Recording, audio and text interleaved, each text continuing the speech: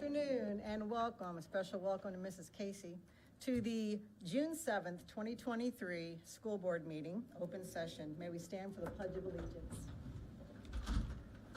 I pledge allegiance to the flag of the United States of America and to the republic for which it stands, one nation, under God, indivisible, with liberty and justice for all.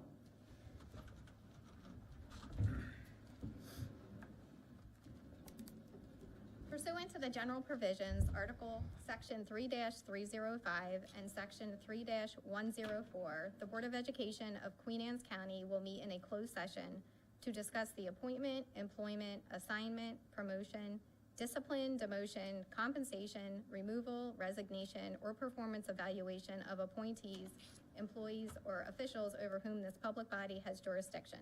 Any other personnel matter that affects one or more specific individuals, to consult with counsel to obtain legal advice, and to consult with staff, consultants, or other individuals about pending or potential litigation. Thank you. Okay, can I get a movement to approve the agenda as presented? Make a motion to approve the agenda as presented. Second. All approved? Aye. Okay, approval of minutes. Can I get a motion to approve the May 3rd closed session minutes? I make a motion to approve the closed sessions for May the 3rd and open sessions for May 3rd. Second. All approved? Aye. Aye. Aye. Can we get a motion to approve the May 3rd open session minutes? I wasn't at the meeting, so I'm going to abstain on this one. She said the 3rd, not the 17th. He actually did both. I thought we did both just He did then. a motion to open and close at the same. Okay, So all we right. skip that one, Let's go to just skip 17th. and go to 17th and closed session and open session minutes. I make a motion to approve. Second. All in favor? Aye. Aye. All right. Thank you, Vice President. Yes. So this evening, we have lots of familiar and friendly faces in the audience, and I would like to actually call up Dr. Bernie Sadusky, former superintendent of Queen Anne's County Public Schools, for a proclamation. So this work here? Yeah. You gotta turn it on, Dr. Seal.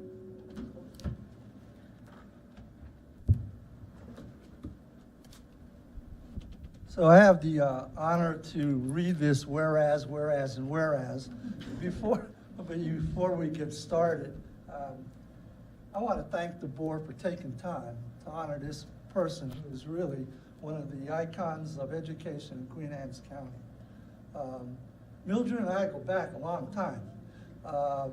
When I was a young principal in the late 70s in Sothersville, Mildred Casey had just left being president of PTA, but she was very active in the PTA itself. And she stopped in to see me, and she wanted to tell me what a great place Sothersville was. And basically how lucky I was to be able to come to Sothersville, told me that this was a place of great pride of Sothersville High School and the heritage in the community, and also wanted to assure me that the community would support me because they were all about their students. And I also think, because I was replacing Pat Biddle, a legend in Sothersville, that she wanted to see if they made the right choice. And hopefully her opinion was that they did make the right choice. And we got to work together. And one of the things that I will tell you, that there was no harder worker than Mildred Casey. If you don't know Sothersville, you need to know that it's a community of great pride, and that the PTA, led by Mildred Casey and so forth, one night in the fall would have a harvest fair. Talking in the 70s when teachers made $6,500, all right? And on that Friday night, people like Mildred Casey would raise $5,000 in 2.5 hours to give it to the school to make sure the students weren't without all the other things that their parents could not afford. I mean, it was just an amazing feat, and there was great trust, and there was great support for students, but also great support for the teachers.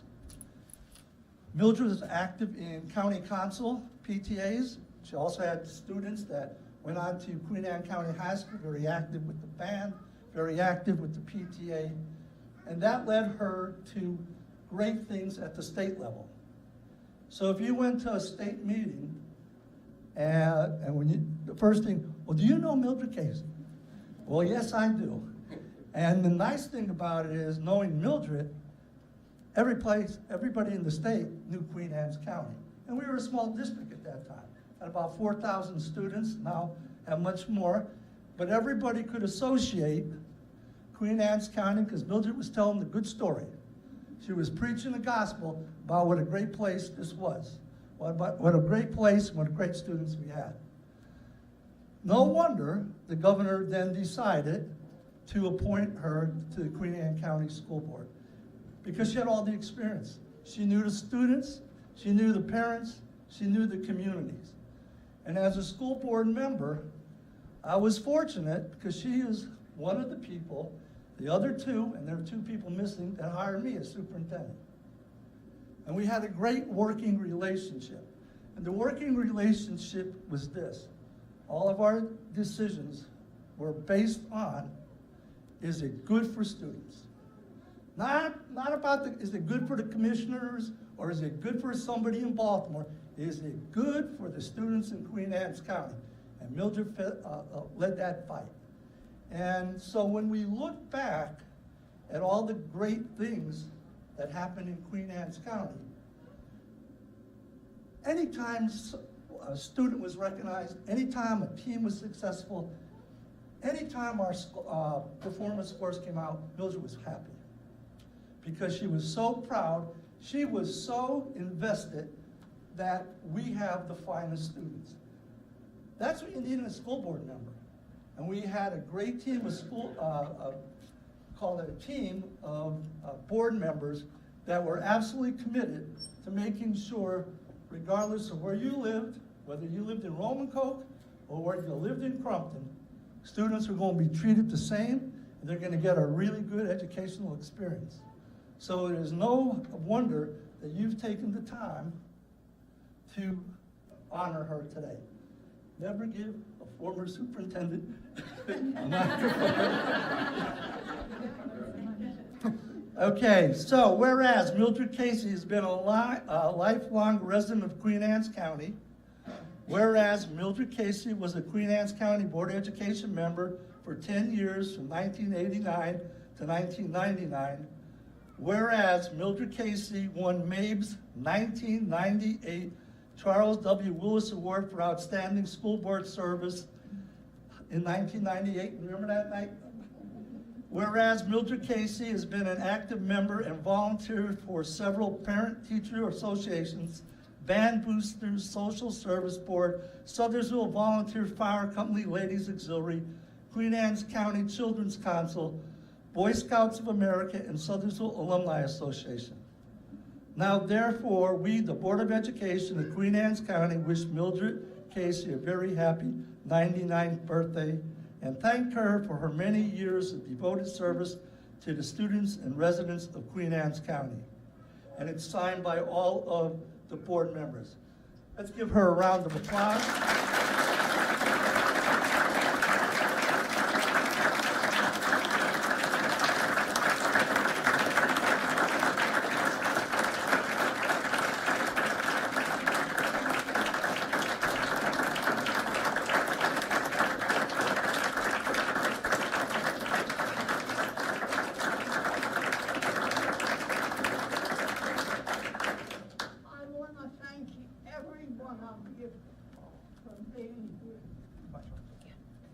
I want to thank every one of you for being here. You're all my friends. If you love a child, you're my friend. And the wonderful family I have, and the wonderful board members that serve, and I did, and Dick Smith was one of them. And he's still hanging in there. And we just had such wonderful times and wonderful people to work with in the county. And the teachers and the principals were above level. It was just wonderful. And I want to thank every one of you for coming. It's been great to see my friends. Thank you.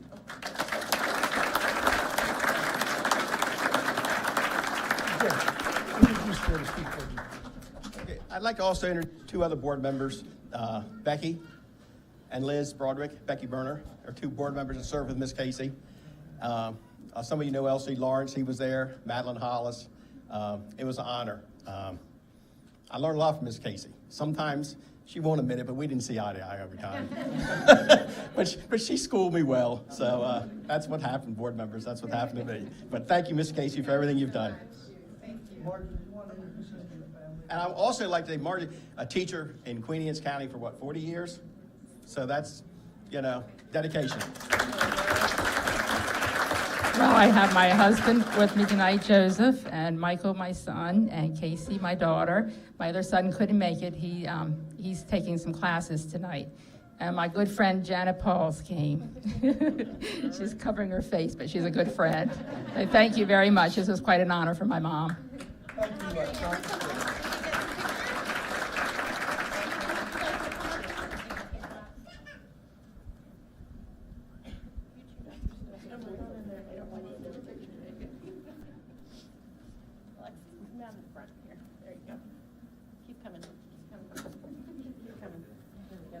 Helen, slide over just to the left so you can see me. Perfect.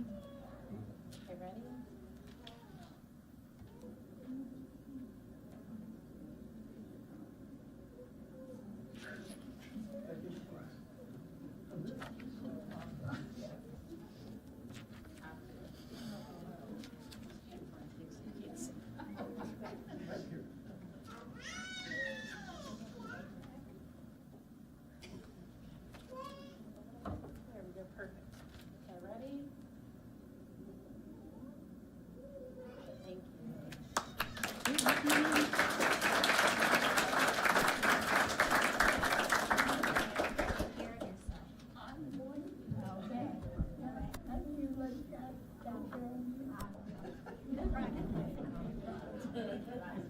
And your little buddy that you used to get cookies and used to had to work tonight, Amanda, who's got a job, and it was the BMW. And Amanda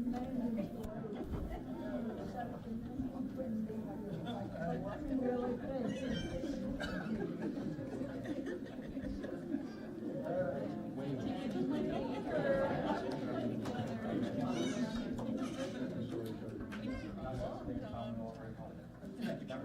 Thanks, guys.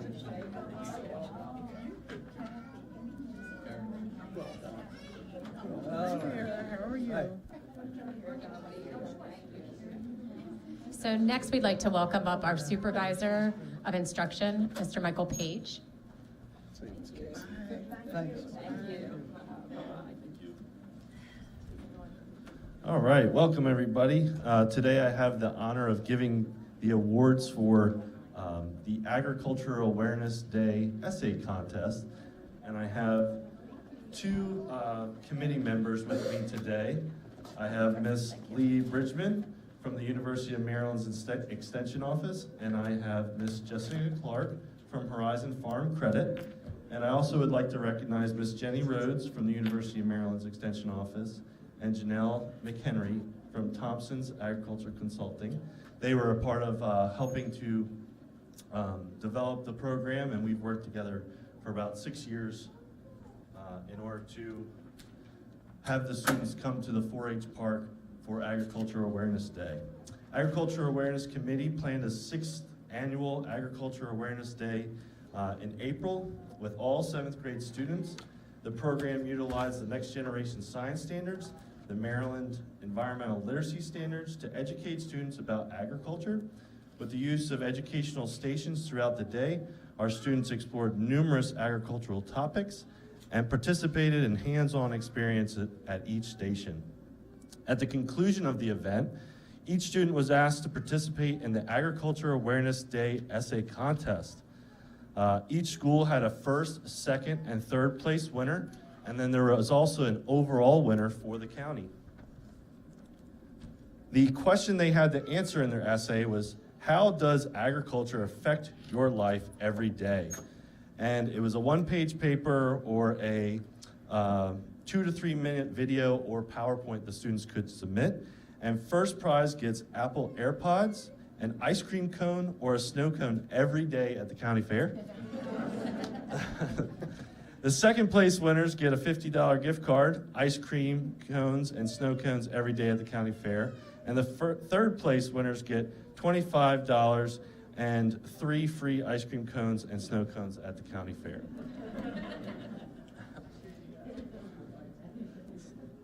All right, so we're actually going to start off with the overall winner this year. The overall winner this year is from Stevensville Middle School, and his name is Nathan Durant. Come on up, Nathan.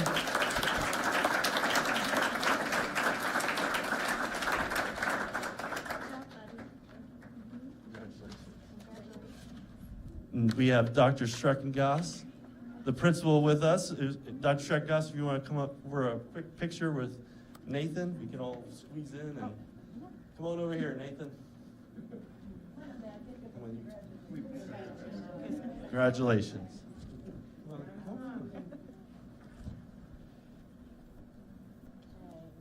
Ready?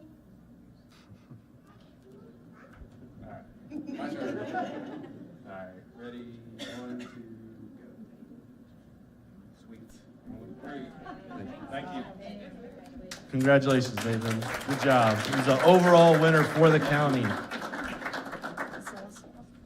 All right, we're going to make our way to Centerville Middle School, and we'll start off with third place with Clayton Caladine.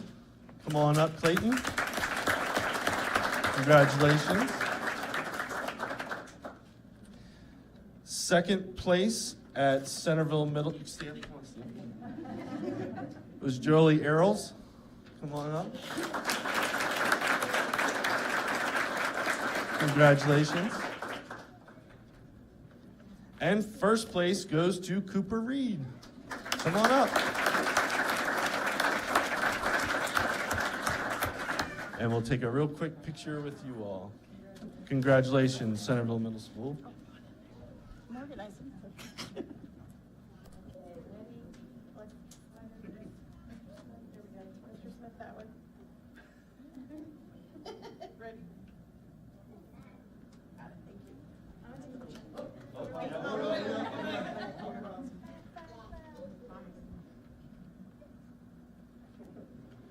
All right, congratulations to you all. Now we have Stevensville Middle School. With third place, we have Christina Bordinsky. Is she here tonight? Okay. Then we have second place is Juliana Morissette. Congratulations. And then first place, we have Charlotte Poole. Come on.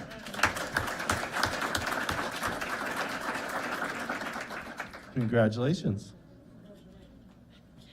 And Dr. Schreckengoss, come on up again.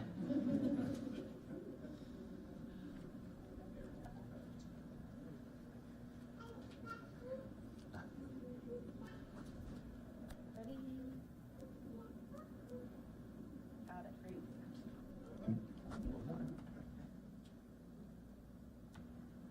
Congratulations, ladies.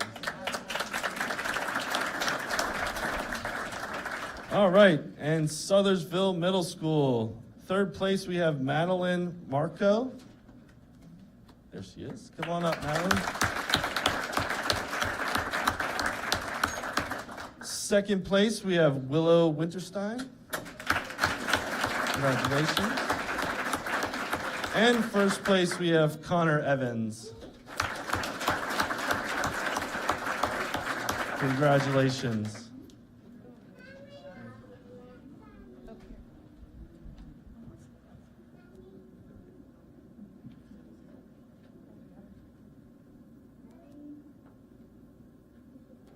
Great, thank you.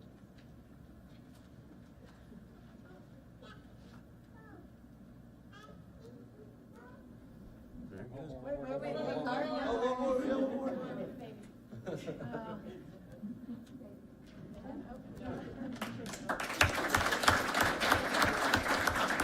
All right, congratulations to you all, and thank you to the Maryland Extension Office and the Agricultural Awareness Committee for helping us out with this. Wonderful job. Thank you, Mr. Page. So moving on to other recognitions, the next award is given to a staff member or volunteer who keeps on going. It is sponsored by Bayview Financial with Mr. Chip Brittingham and Mr. Wayne Humphreys, if you'll please come forward. And I'd also like to ask Principal McNeil to please come forward, as this is her nomination.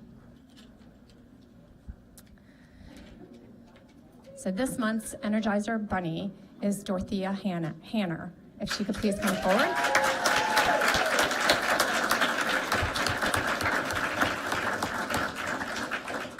So Dorothea is the permanent substitute for Settlersville Elementary School and is always on the go each day. Each morning, she stops in the office to see where she is needed and is always asking where she can help out. There are days where she may start in pre-K classroom, then move to 4th grade, and then on to unified arts classes. Since spring break, she's actually been serving as a long-term music teacher and has done a wonderful job engaging our students in music. Her motivation, flexibility, enthusiasm, and energy make her a great fit for this award. So congratulations.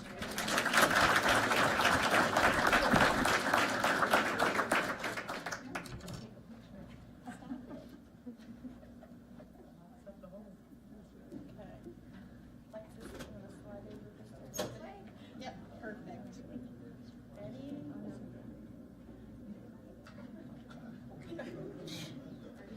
You girls, take your time.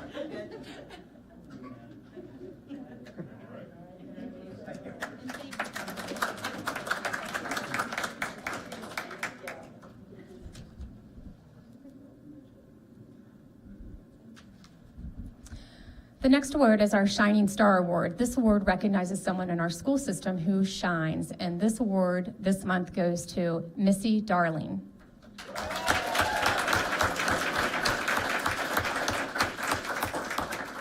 Missy is retiring after 34 years dedicated to Queen Anne's County Public Schools. All 34 of those years were at Settlersville Elementary School as a first grade teacher.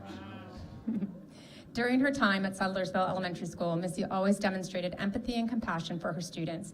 Missy is dedicated to ensuring students are receiving the best education possible and is always looking for new ways to help her students succeed. Missy will greatly be missed at Settlersville Elementary School by the staff, students, and the community. We know that she will be remembered as a shining star at Settlersville.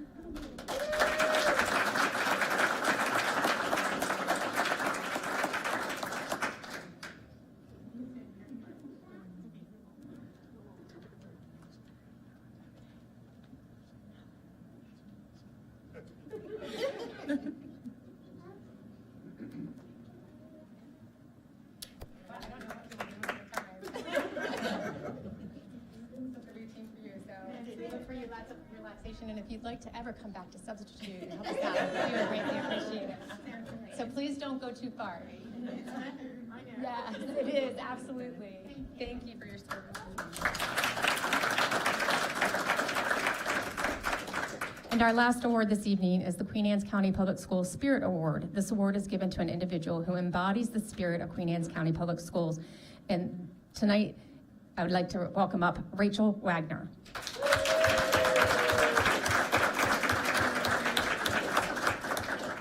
Rachel is the math specialist at Settlersville Elementary School, but you can always say she is the party planner for our school.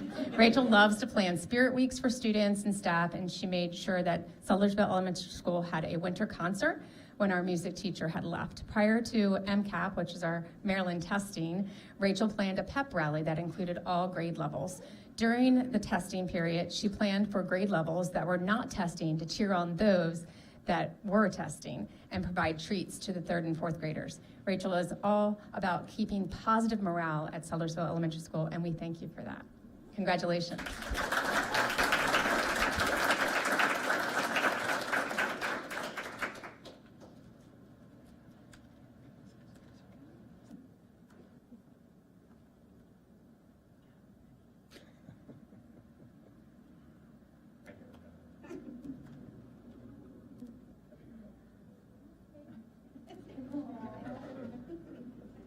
I know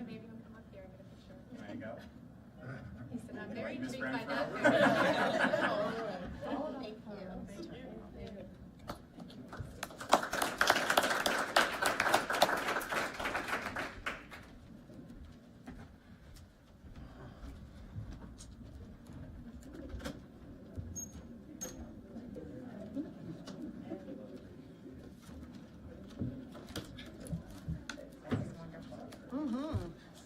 are always fun. It is, it's always actually the best time of the meetings, I know. Yeah. I know, especially when she started talking. Oh, so sweet.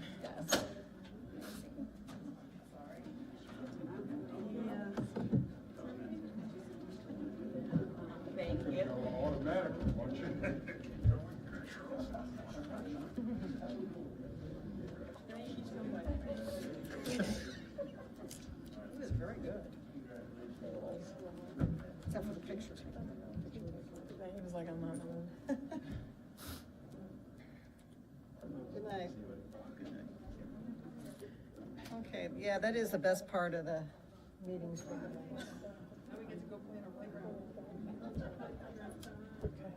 Okay, let's move on to board involvement. Ms. Capes, you want to start? I just would like to congratulate everybody, all the graduates and all the other students that are excelling into the next grade level, and have a nice summer. Okay, nice. I'd like to give congratulations to both Queen Anne's County High School graduates and Ken Island for successful graduation from Queen Anne's County Public Schools.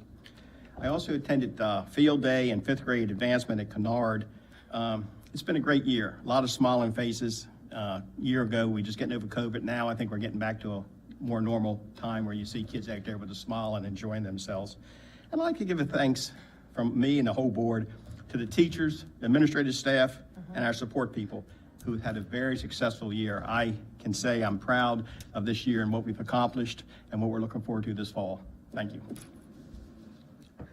In addition to both high school graduations, I also attended with Dr. Salins, the fire and EMS graduations. Those were awesome.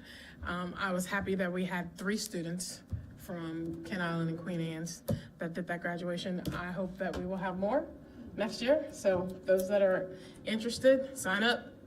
It was wonderful. And I just want to add my congratulations to everybody for a successful year. I too feel like we accomplished a lot. And I imagine Dr. Kilber would agree. I'd like to thank the Citizen Advisory Committee. They just finished their year. And, you know, I'm so grateful for everyone who's always so willing to get involved when it comes to the kids in the community. So I want to thank them for their involvement. And that would be it.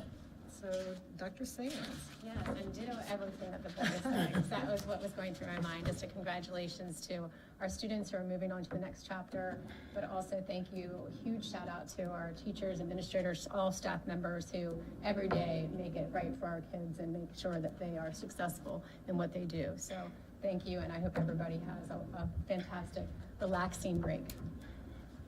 All right, Dr. Sprankle, I know you've always got fun stuff to show us.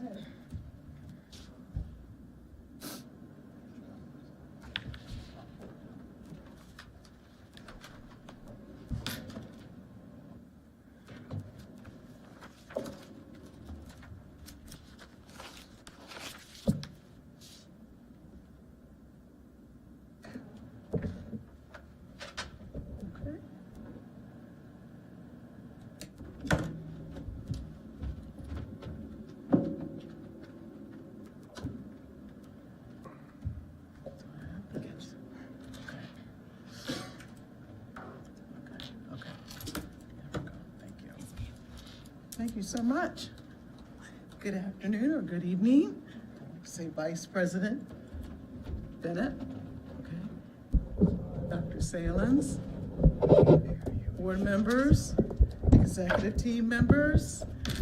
I am Dr. Marcia Sprankle, for the record, and it is my pleasure to be able to share with you our spotlight for Queen Anne's County Public Schools for last month and also the start of this month. So we will go ahead and get started here. First up, we have Centralville Elementary School. Second grade students visited the Baltimore Zoo and had a blast. Pre-K students and preschool classes worked together to create a kindness garden out of recycled tires. Students painted the tires and planted the donated flowers. Kindergarten students painted words of kindness with pictures during art class. There was also a kindness lesson that went along with every activity. Students in grades K to 2 made kindness bags for the local first responders. The first responders visited Centralville Elementary School and returned to let them see some of their equipment and vehicles. So kudos to Centralville Elementary School. Next up, we have Churchill Elementary School. Churchill Elementary School is proud of their student work and enjoys showing it off, actually in the hallway, bulletin boards there at the school. If you have a chance to visit Churchill Elementary School, if you've had a chance to walk through, you'll see these fabulous bulletin boards, and also attached, you will see the standards. So families can support their students by understanding what's being taught in the classrooms. So if you haven't had a chance to visit Churchill Elementary School, that's what's happening when you walk around in the building, and so hopefully one day you can visit soon. Next up, we have Kent Island Elementary School. Pictured here, you can see the Kent Island Elementary School staff in their squad shirts. A gift from Mrs. Cornish was given to all of staff members for Teacher Appreciation, or Staff, I should say, Appreciation Week. Ms. Gardner's kindergarten class participated in Glow Day, and you can see they are shining bright for sure, with their glow sticks for sure. A collaborative mural was inspired by street artist Kelsey Montauk. Every Kent Island elementary student created a feather. So look at all those feathers. What a nice background. Next up, we have Mattapique Middle School. The 8th grade dance was a hit at Mattapique Middle School. The theme was Get On Board. It reminds me of Get On Board, Soul Train, right? Class of 2027. Dr. McCoy, the principal, and also Mr. Ed France, counselor, are pictured on the slide there. And they're having lots of fun with the students. Next up, we have Kent Island High School. Additional photos from Kent Island High School's art scene. Students gave live demonstrations showcasing several art techniques, hosted portfolio booths, and the National Honor Society held their 5th induction. Congratulations, Kent Island students. Again, Kent Island High School. I had the lovely pleasure, I will say, to attend Ms. Wright's dance performance that took place. It was magnificent, for sure. The theme was City Lights, and boy, did we see those city lights in the auditorium. It was a fun and energetic display of talent showcasing several styles of dance, including student choreographers, dance students, aerobics, and the dance company performed as well. Also at Kent Island High School, the National Social Studies Honor Society, Rho Kappa, has been collecting donations of unused clothing for the Blue Ribbon Project, an organization that provides clothes to children that have been put into foster care. Kudos to our Kent Island students for sure. It's a great way to help the community, and it's also approved in an approved service learning project as well. On the right, Kent Island High School has focused on several initiatives to support positive mental health among students, including clubs, Wellness Wednesday, and Green Ribbon activities for Mental Health Awareness Month. Next, we have Churchill Elementary School's Judy Center, of course. Okay, students at the Judy Center, Early Learning Hub at Churchill Elementary School provides a playgroup 4 to 5 times a week that includes weekly social emotional lessons with their pre-K classes. Can you tell what emotion is being depicted in this photo? All the services are free, and of course, they are fun. It was a beautiful and sunny morning for the Kent Island High School class of 2023. Congratulations to all of our graduates at Kent Island High School. The Queen Anne's High School class of 2023 graduates had a picture-perfect day for a graduation ceremony. Congratulations to all of the graduates at Queen Anne's High School. And that concludes our spotlight for the month. Thank you, Dr. Sprinkle. That was awesome. Thank you. Okay, we're moving into the citizen participation. Do we have anyone sign up for public comments? We have two. Sorry.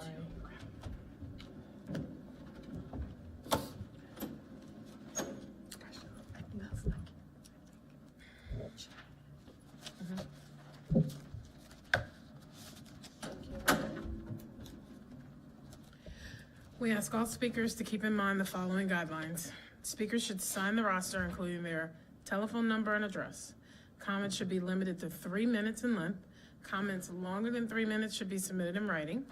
Statements to the board should relate to a matter of general policy over which the board has authority. Comments about the actions or statements of individual staff members are not appropriate for public comments and should be referred to the superintendent of schools or the board president. If you have a specific question, the board will make sure an appropriate staff member responds to your question. The board respects your desire and right to convey your message freely, but ask as a courtesy to this board and our citizens that to show respect for all. First on the list is Richard McNeil.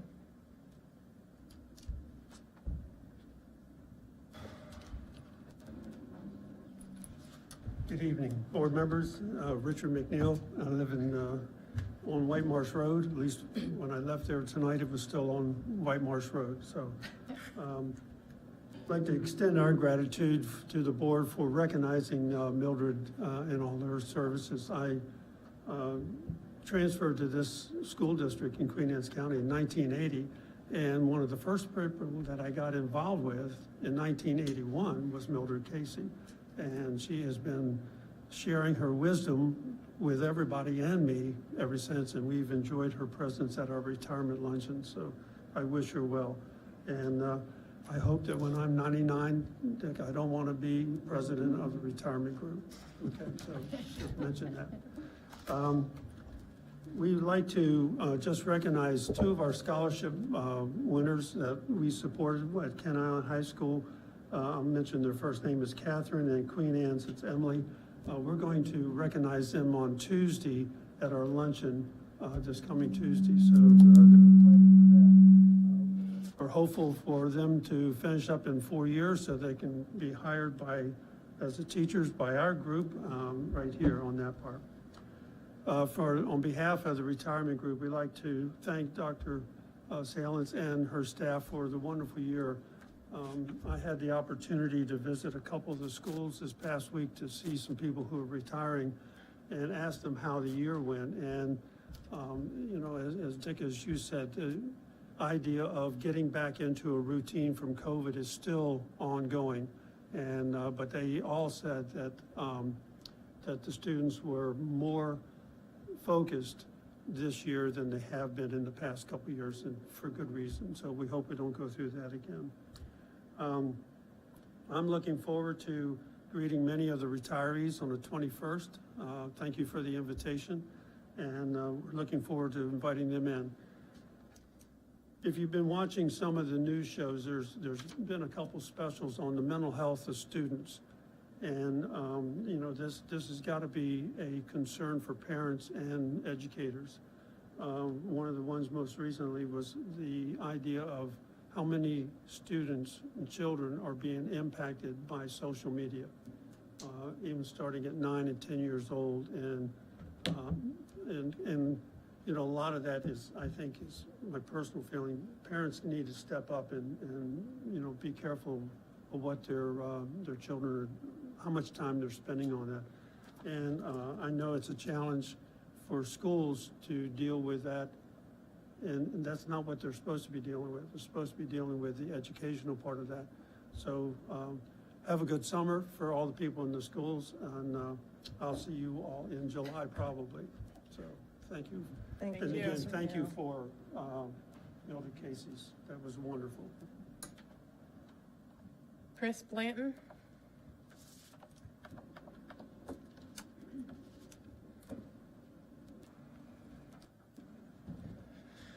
Good evening, Chris Blanton, Churchill.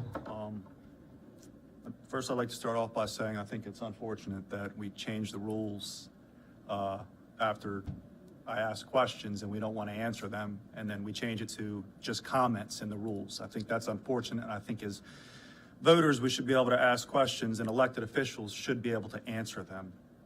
I'm again here to speak on the $20 million Board of Education building that should not be built. We don't need to be spending $20 million on a Board of Education building. I'd like to thank Ms. Bennett and Ms. Capes for acknowledging that the Board of Education building should not override children and that it's not needed. I think that's what we need to do, is get rid of it. Mr. Smith, unfortunately, we're worried about how the Board of Education building now doesn't have any vestibules. I think that's unfortunate, because when was the last Board of Education shooting? 2010, and I think that was the only one. We have a problem with school shootings. That's what we have a problem with, not Board of Education shootings, but yet we're worried about the safety of our Board of Education. Some of the comments that Ms. Salins made was that Thank you. Dr. Salins. Yeah, and just be careful. Dr. Salins, okay, I apologize. It's saying, that it it's is not a specific. management team, that it is basically, we're talking about the ivory tower now. Yeah. So Well, now we're just spending saying 20. we're not, Okay. it's just not, when we talk My about time's running. respecting, it's just not to call out individual members, and it does say that also in the rules still, is to not call out specific members and to be respectful. Well, we shouldn't be spending $20 million on a Board of Education building. And that's There's a lot of appropriate to money, say. there's a lot of things that we could spend $20 million on. Capital projects on school roofs that need to be fixed. Keeping our kids and your educators safe. You know how much money could be used to keep our kids safe? We could have one of the safest counties if you spent that $20 million on a Board of Education, instead of on a Board of Education building it on infrastructure and capital projects on safety things within the schools, so that when we go into these schools, we don't have to look at trauma kits on the walls. Instead, we can know that our children are safe. $20 million is unacceptable when we have other things that need to be done with our school system. On maybe 100 people. Again, that's $200,000 per an employee. Imagine how much that could go into the schools. We have kids learning in trailers. Again, take those trailers, put them in a cornfield, and you guys can go work in those. There's your brand new Board of Education building again. I just saved you again 98%. And we can keep our kids, your voters, taxpayers, your educators safe. We shouldn't be spending this money on a Board of Education building that's not necessary when these kids aren't safe, when schools need roofs. One thing that I remember that I just heard is that you guys just recognized an individual said if it's good for the students in Queen Anne's County, it's good for everyone. Explain to me how spending $20 million on a Board of Education building is good for Queen Anne's County students when they are learning in trailers. And they need roofs that need to be replaced. Thank you. Thank you, Mr. Blunt. Anyone else signed up? Anyone else want to speak? Any other speakers at this time? Okay, then I believe we're going to learn about English Language Learners Staffing Plan from Mrs. Cox.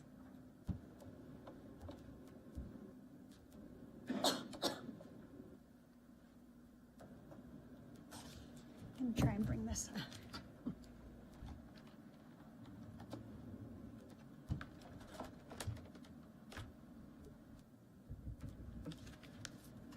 Okay. Good evening, Dr. Salins, members of the board. For the record, I'm Cheryl Cox. I'm the supervisor of ESL. So I'm here to talk to you about our learner staffing plan for next year.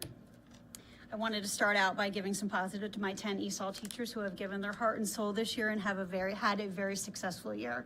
They really, when I imagine a student walking into our schools and new to the country, can't speak the language, they have created a safe place for them as that first line of relationship. So I'm thankful to them.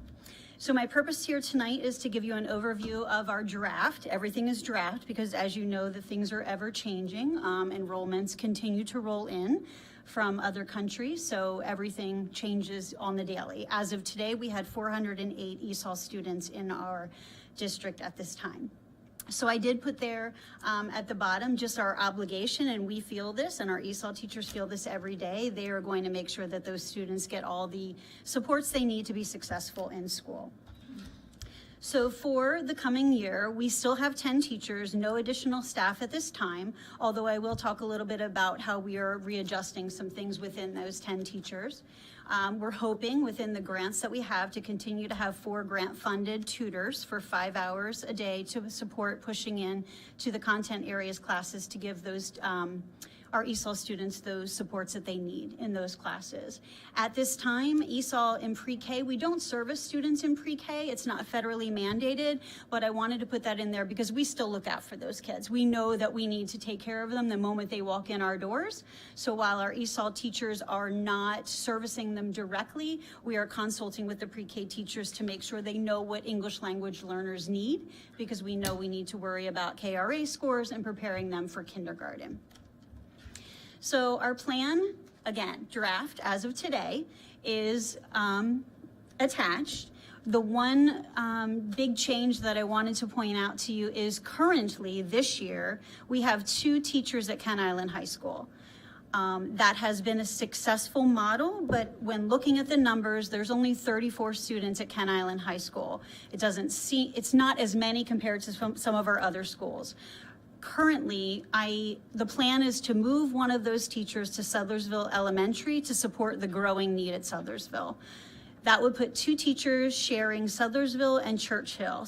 Churchill only has approximately 12 students right now, so it's a low caseload, but that would put those other 2 teachers there daily to support the English language learners at Sudlersville.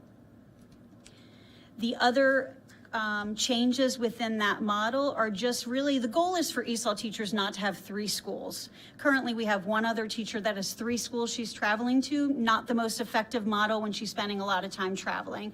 So really trying to break it down to having 2 schools. The one teacher at the top you see at Kent Island, Bayside, and Mattapique has much lower numbers, so a much easier 3 schools. But we do have one teacher right now that is servicing all of the Centerville schools, Centerville Elementary, Kennard, and the middle school, and that's been really difficult. So trying to split that up a little bit. Do you have any questions based on the numbers there? They have helpers or something in class? I mean, you have a teacher, but then they have assistants and things like that into school when they're there?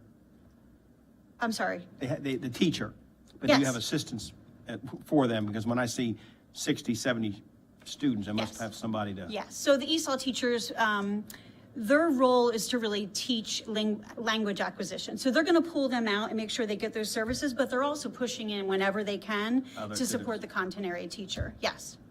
And then there's assistants, there's tutors, there's lots of other personnel within the building that are supporting as well. I just don't want people to think that there's only, one teacher for that many. I mean, that's just being pulled out and doing a few little things, not just... No, that would not be possible. Any other questions? All Okay, right. great. Thank you very much. Thank you. Thank you. Okay, summer school update, Mr. Kintop.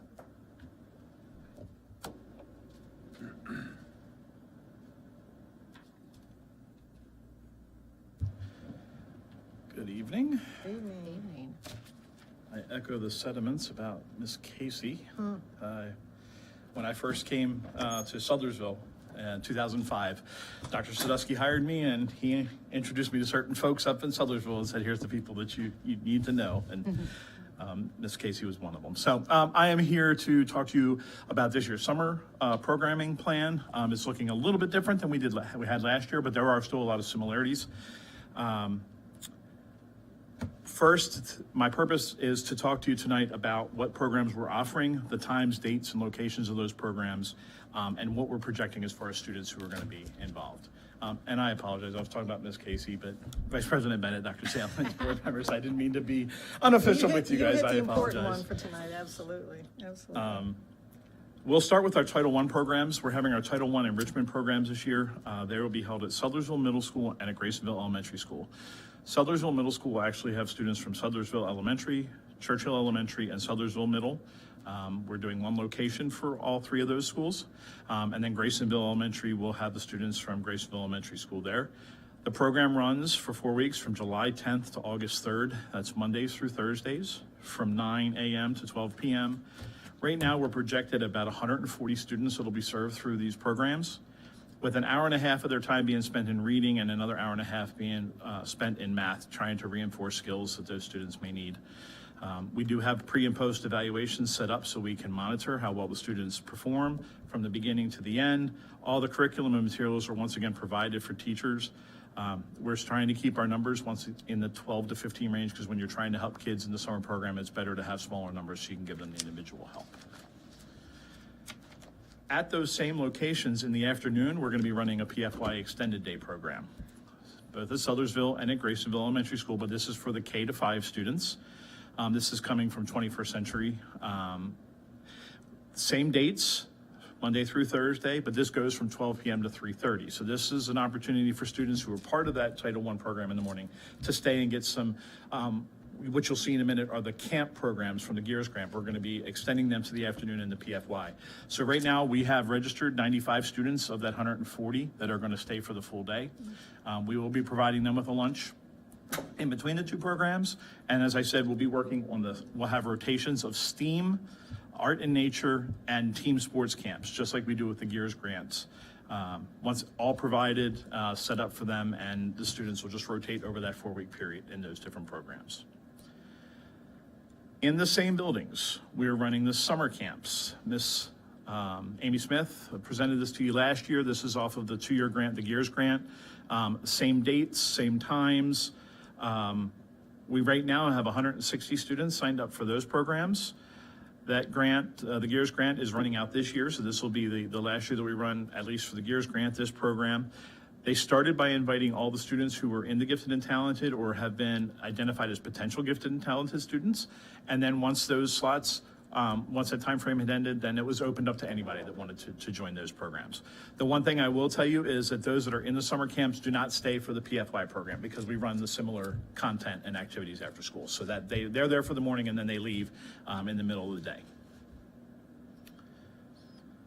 At Sudlersville Elementary School, we're going to be running our migrant program again. This is for infants to 12th grade. This is a little bit longer than our summer program. It's a different grant. It runs from July 11th to August 10th. It is Monday through Friday, and it is a full day, 8 to 3:30. Right now, we have projected 65 students that are going to be in that program at Sudlersville Elementary. We take care of everything. We have the transportation, food. It is funded by Title I Part C and the immigrant grant. They do focus on the same things as our enrichment program, the math, the reading, STEAM, because we know that's a good integration, and of course, English language acquisition for the students that are there, or the individuals who are there, because some of them are younger than school age. They have 3 family engagement workshops that are set up for this summer, and they do take a weekly field trip to Camp Pacomath for swimming, and that's on Fridays. Through special education, we are running our extended school year services for students who may be needing that extra push in the summer so they don't have a slide back in their learning. We'll be holding that at Sudlersville Middle and Graysonville Elementary School students if they're part of our enrichment program or the summer camp. That way we can provide them those services while they're there. Otherwise, we'll be holding ESY at Queen Anne's County High School. So we're going to have 8 classrooms available. Students will be coming between July 10th and August 3rd in the morning, just like the other programs. It says there that we have a projected 120 students. The one thing I need you to know, though, is it's not 120 students every day. They may be coming like Mondays and Wednesdays, and then another group is coming Tuesdays and Thursdays. It allows them to give that individual attention to those students. Very, very small groups, small classes, as I said. It's funded through special ed and some local money. And of course, as I said, the object here is to make sure that we maintain the skills for those students on their IEP and what's going to be necessary for them as they move to the next level. And anyone who is eligible for ESY, it was done through their IEP team. It's just not something you get. The IEP team makes a determination, meet with parents and so forth to have students participate in that. We have our high school credit recovery program. That is going to be at Queen Anne's County High School this year again, grades 9 through 12. Same 4 weeks, July 10th through August 3rd, Monday through Thursday. But we run the high school program from 8 a.m. until essentially 12 p.m. The students are going to have opportunity to sign up themselves for the courses that they need. We try to get as many of the core content, math, science, social studies, and English, and also some electives, foreign languages, PE, health, things that we know that students need to graduate. They can sign up for those. We are continuing to use the blended learning model there, which means the teachers this year will be teaching a lesson every day, a mini lesson, and then providing more one-to-one and small group help for the students as they go through their program with Edmentum. In the past, we've kind of selectively had the lessons once a week or twice a week. This year, it's going to be required every day. So there's an active piece for the students every day. We're increasing our requirements for attendance because we wanted to have the kids be present with teachers to get the learning a little bit more. But we're still flexible because it is summer and students have jobs and there are other obligations. So we've set our change out. It went out on the website. I think it was actually published today. I know the high schools have the sheet. We've already had people signing up for the program. So we moved one of our transportation line items this year. We're not running a bus in the middle of the morning. We're going to do a morning and an end ride, and we were able to slide some money over into staffing. So we're going to actually have more teachers there this year, which means each teacher can focus on a given content instead of having biology and chemistry in the room at the same time. We're trying to focus on biology in this room and chemistry in this room. So that's going to be helpful for the students when they recover their stuff this summer. Here's one question. Sure. 10 a.m. to 11:50 a.m., not p.m., right? Oh, AM, yes. I just don't want those kids there too long. Absolutely. They're all day, man. Gotcha. As many times as I went over this and you still caught one of them. Yes, that is, and for the high school students, we also offer them a breakfast and a lunch while they're there if they need it, so. As I've said last year, and I will continue to shout this, this does not happen without a lot of people being involved. The planning of this with curriculum supervisors, the principals of the buildings where we're holding it, food services, the executive team, transportation. I mean, we were on this a lot earlier this year, and then we still ran into things that made us push and have to go, and people have been really flexible and really helpful. The execution this summer, we have all of our folks in line on staffing. We have cleaning schedules, so we're working with Mr. Pinder this morning to make sure that we can try and get things done so we can get materials in and get teachers in and prepped and ready to go. So I'm grateful for all that. Once again, our summer opportunities are for all students, from anyone who might need to be sliding back and not able to move forward with education to those that are gifted and talented. So we're trying to provide as many opportunities to meet those kids where they are as we can. The only difference really this year is we don't have as many sites, and that's strictly a funding issue. We just didn't have the ability to do as many sites, but we still do have, we've utilized our spaces, our transportation, all those things the best we can to really get the maximum out of our summer programs this year. So, do you have any other questions? Yes, ma'am. Please, about the high school credit recovery. I know we had a huge number that the kids used to become really successful last year after we had shut down. Do you anticipate it being as large this year? I do. I've been doing this for 6 years now, and our numbers have steadily been in the 150 to 180 student range. So yes, I do expect that we're going to have a large number of students that are going to participate. I mean, this really does help them keep on track for graduation. People don't think about it, but when you're in your freshman year and you're behind by 3 credits, making up 2 of them in the summer makes a big deal down the road when you're trying to get ready for graduation. Wasn't there something odd about health? There was some kind of new. There was a Yes, new. we're going to be offering the comprehensive health recovery this summer. We went from a half credit to a whole. Right. And our staff is pretty much our teachers, Queen Anne's County. All of our teachers. All staffing for every position that we've hired for the summer is a Queen Anne's County employee currently. Okay. Thank you. No, thank you.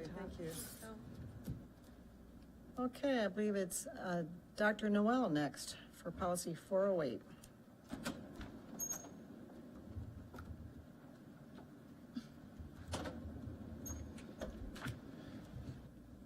Good evening, Ms. Vice President, Dr. Salins, members of the board and executive team. For the record, Michael Knoll, Director of Human Resources. I come before you tonight with the second reading of Policy 408, Drug-Free Workplace. The purpose of this reformatting and update is to bring more in line of our policy that was not updated since 2013 to the current standards, and also in preparation for the July 1st legalization of recreational marijuana. To date, we have had no public or staff comments on the website. So as an information item, I bring before you the second reading. This was, again, we just changed it, marijuana was like the only thing that we added Yes. into our, right, okay. Treating it more like alcohol. Yes. Treating it more like alcohol. Still a forbidden substance Right. in the workplace. Correct. Questions, all right. That was Okay. easy. Yep. Thank All right. you. I will see you next month for action item. Thank you. Hey, Dr. Kibler.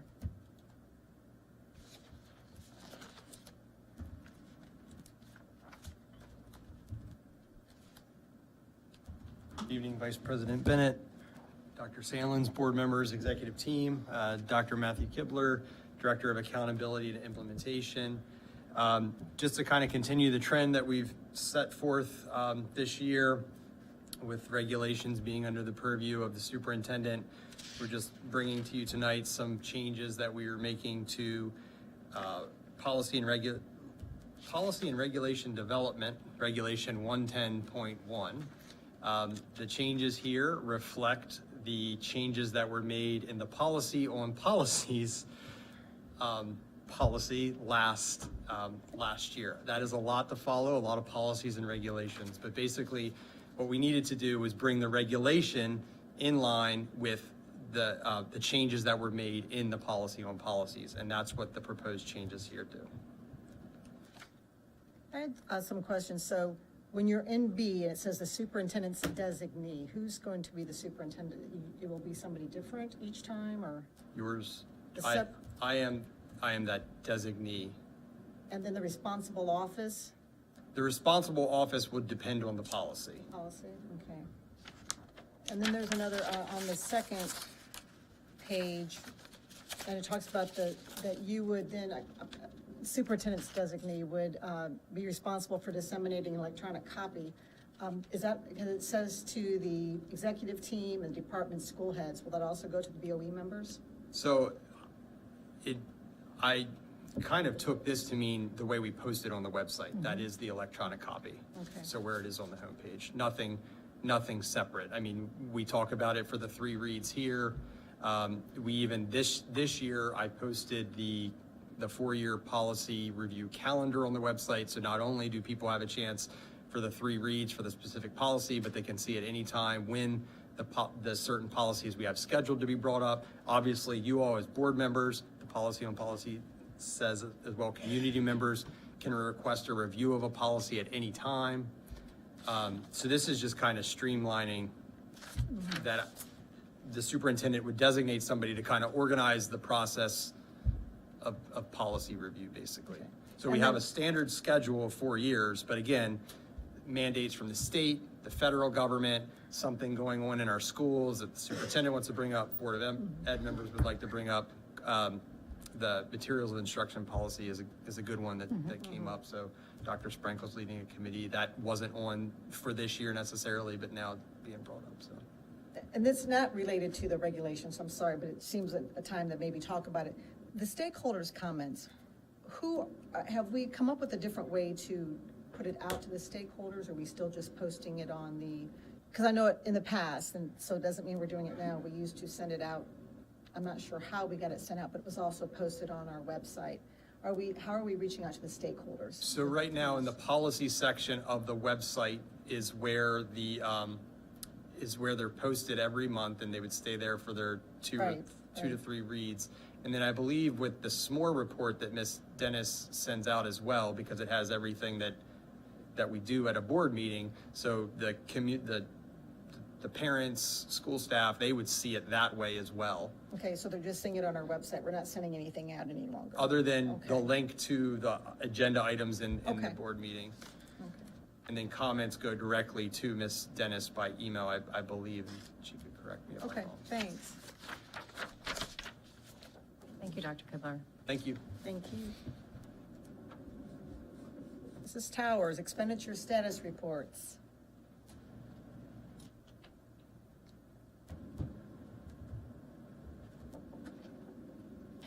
Good evening, Ms. Bennett, Dr. Salins, board members, executive team. My name is Jane Towers. Tonight we bring before you the monthly expenditure reports for your review. Winding things down here. Any questions or? Just a comment, I know we still have a lot of outstanding things that we'll be finishing up by the end of the year, which is June the 30th. We will be able to replenish our fund balance a little bit because I know it's getting to the low end of our policy, what we're supposed to keep. Right, we're looking at before the end of the year around 2.5%. So our policy is 1 to 5. There may be some projects that might be identified to help with the one-time capital type of expenditures. We might use fund balance for that. But we're trying to keep it in the middle, not the bottom end of it, though. I think that the goal is at least 2 or above percent. But you said right now we're at 1.5? 2.5. 2.5, okay. Yes.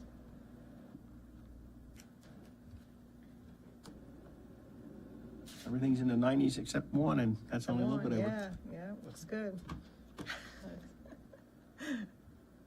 The next report we bring before you is the ESSER 2 and ESSER 3. ESSER 2 ends 9/30/23. That has been fully spent out. Remember, ESSER 2 was for social distancing. ESSER 3 is really to identify learning loss. And as Mr. Kimtok said, the credit recovery at the high school will be supported under ESSER 3 funds. And we're on track to spend that out. There's a grant opportunity that was just emailed to Dr. Salins, and we may be able to have a little bit more breathing room in here for some maybe kindergarten laptops, so that more to come on that, but really being strategic on the different funding buckets, so more to come on that, but I think ESSER 3 might be able to sustain that. Nice. Questions? Thank you. Thank you, Mrs. Towers. Thank you. Okay, Mr. Pender. Yes.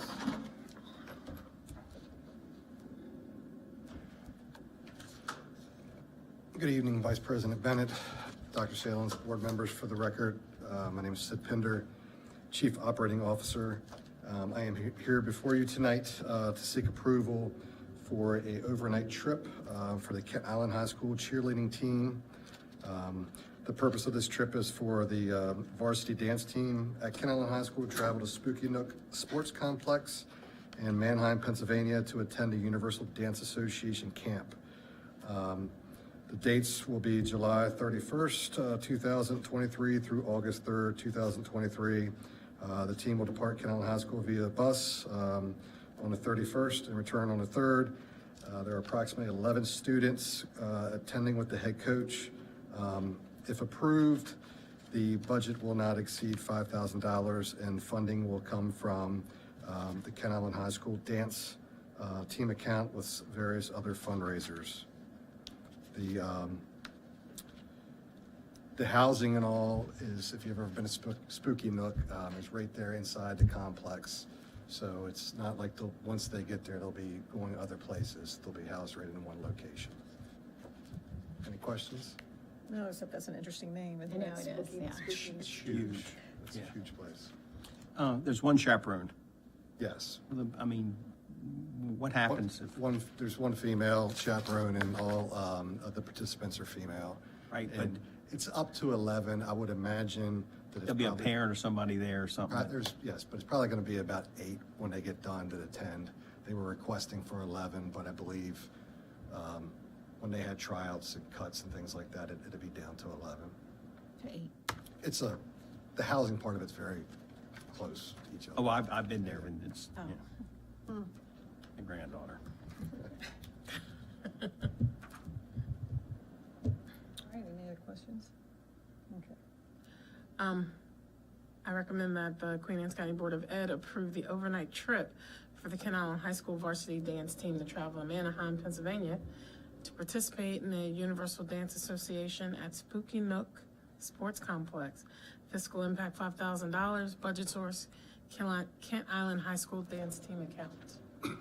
Second. All in favor? Aye. Any opposed? Okay. Thank you. All right, Mrs. Agee, is that how you, I'm sorry, all right.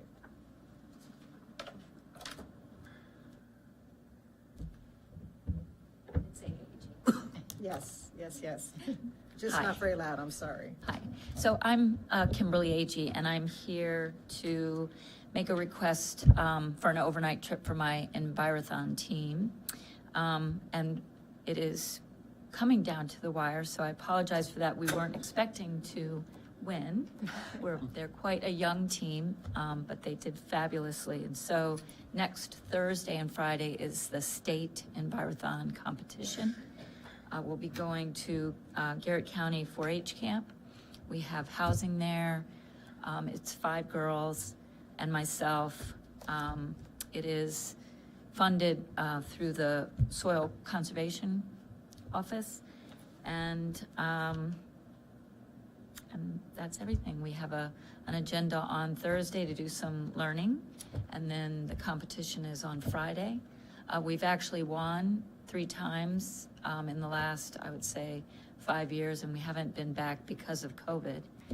So it will be really, we haven't won states. We've won the shore and gone to states, so. Okay, do you mind if I ask, what did you, as Eastern Shore Envirothon that you won, what did you have to do to?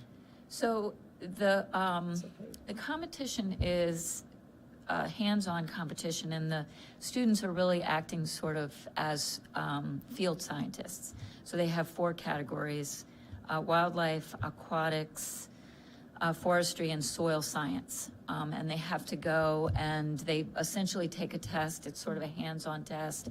They're identifying feathers for wildlife or aging out a deer jawbone.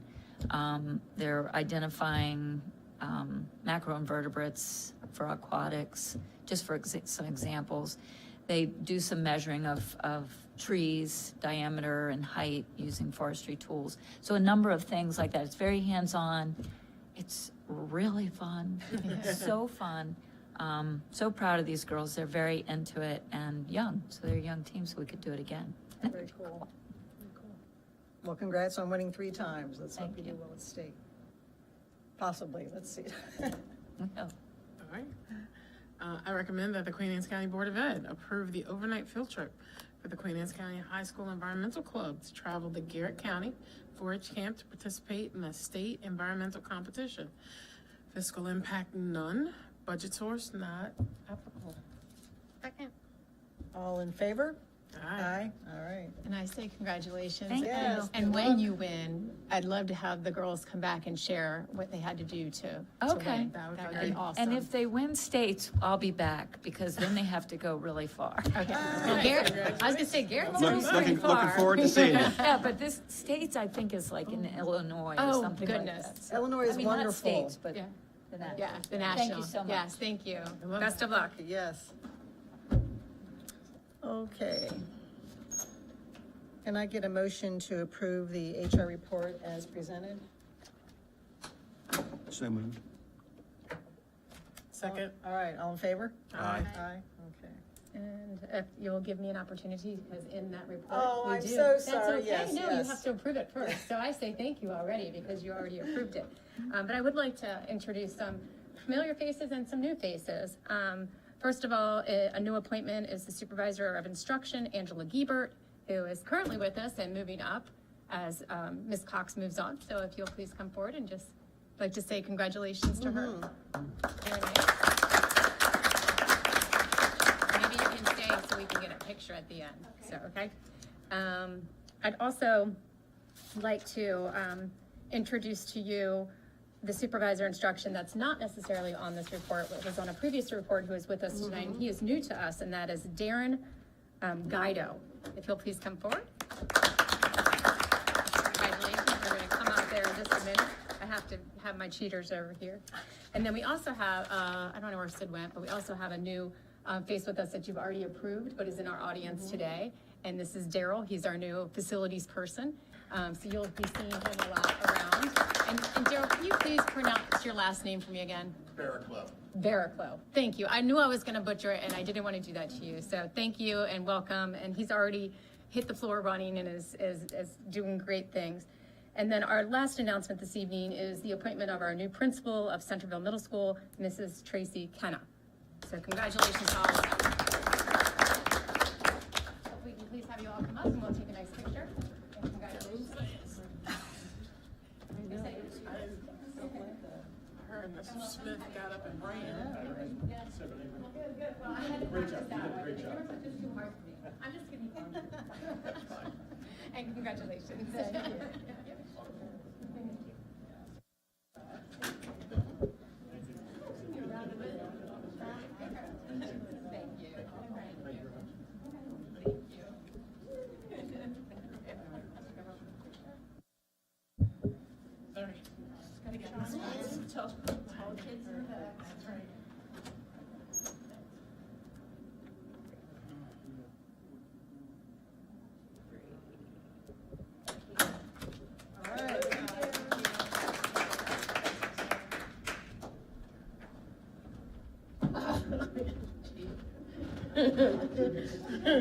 Thank you, Vice President. I appreciate that time. Perfect.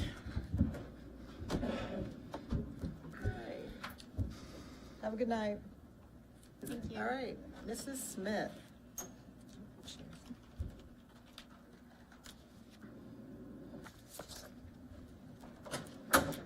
Good evening, Dr. Salins, board members, executive team. For the record, I'm Amy Smith, supervisor of K-12 mathematics and gifted and talented. I bring to you the contract for Agile Minds for $94,508. This is our primary instructional tool and curriculum for grades 6, 7, geometry, and algebra 2. We are requesting that we use our unrestricted budget funds for this year, for this coming school year. Any questions? In number one, purchase of services price, we go down to D. It says we can renew it next year for after. Is there an agreement on what we renew it for, or is there a cost? So we are currently on a year-to-year contract now with Agile Minds. It was originally in the adoption process, probably about 8 to 10 years ago. We had gone through a multi-year contract.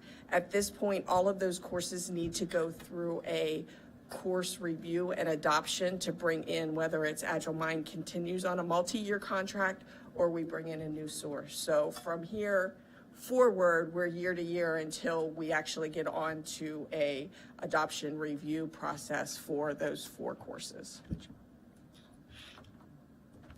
And I will say, this year, they gave me a % discount because we have been longtime members, but next year the percentage will be increasing a bit steeper going forward for the next year update on those 4 courses.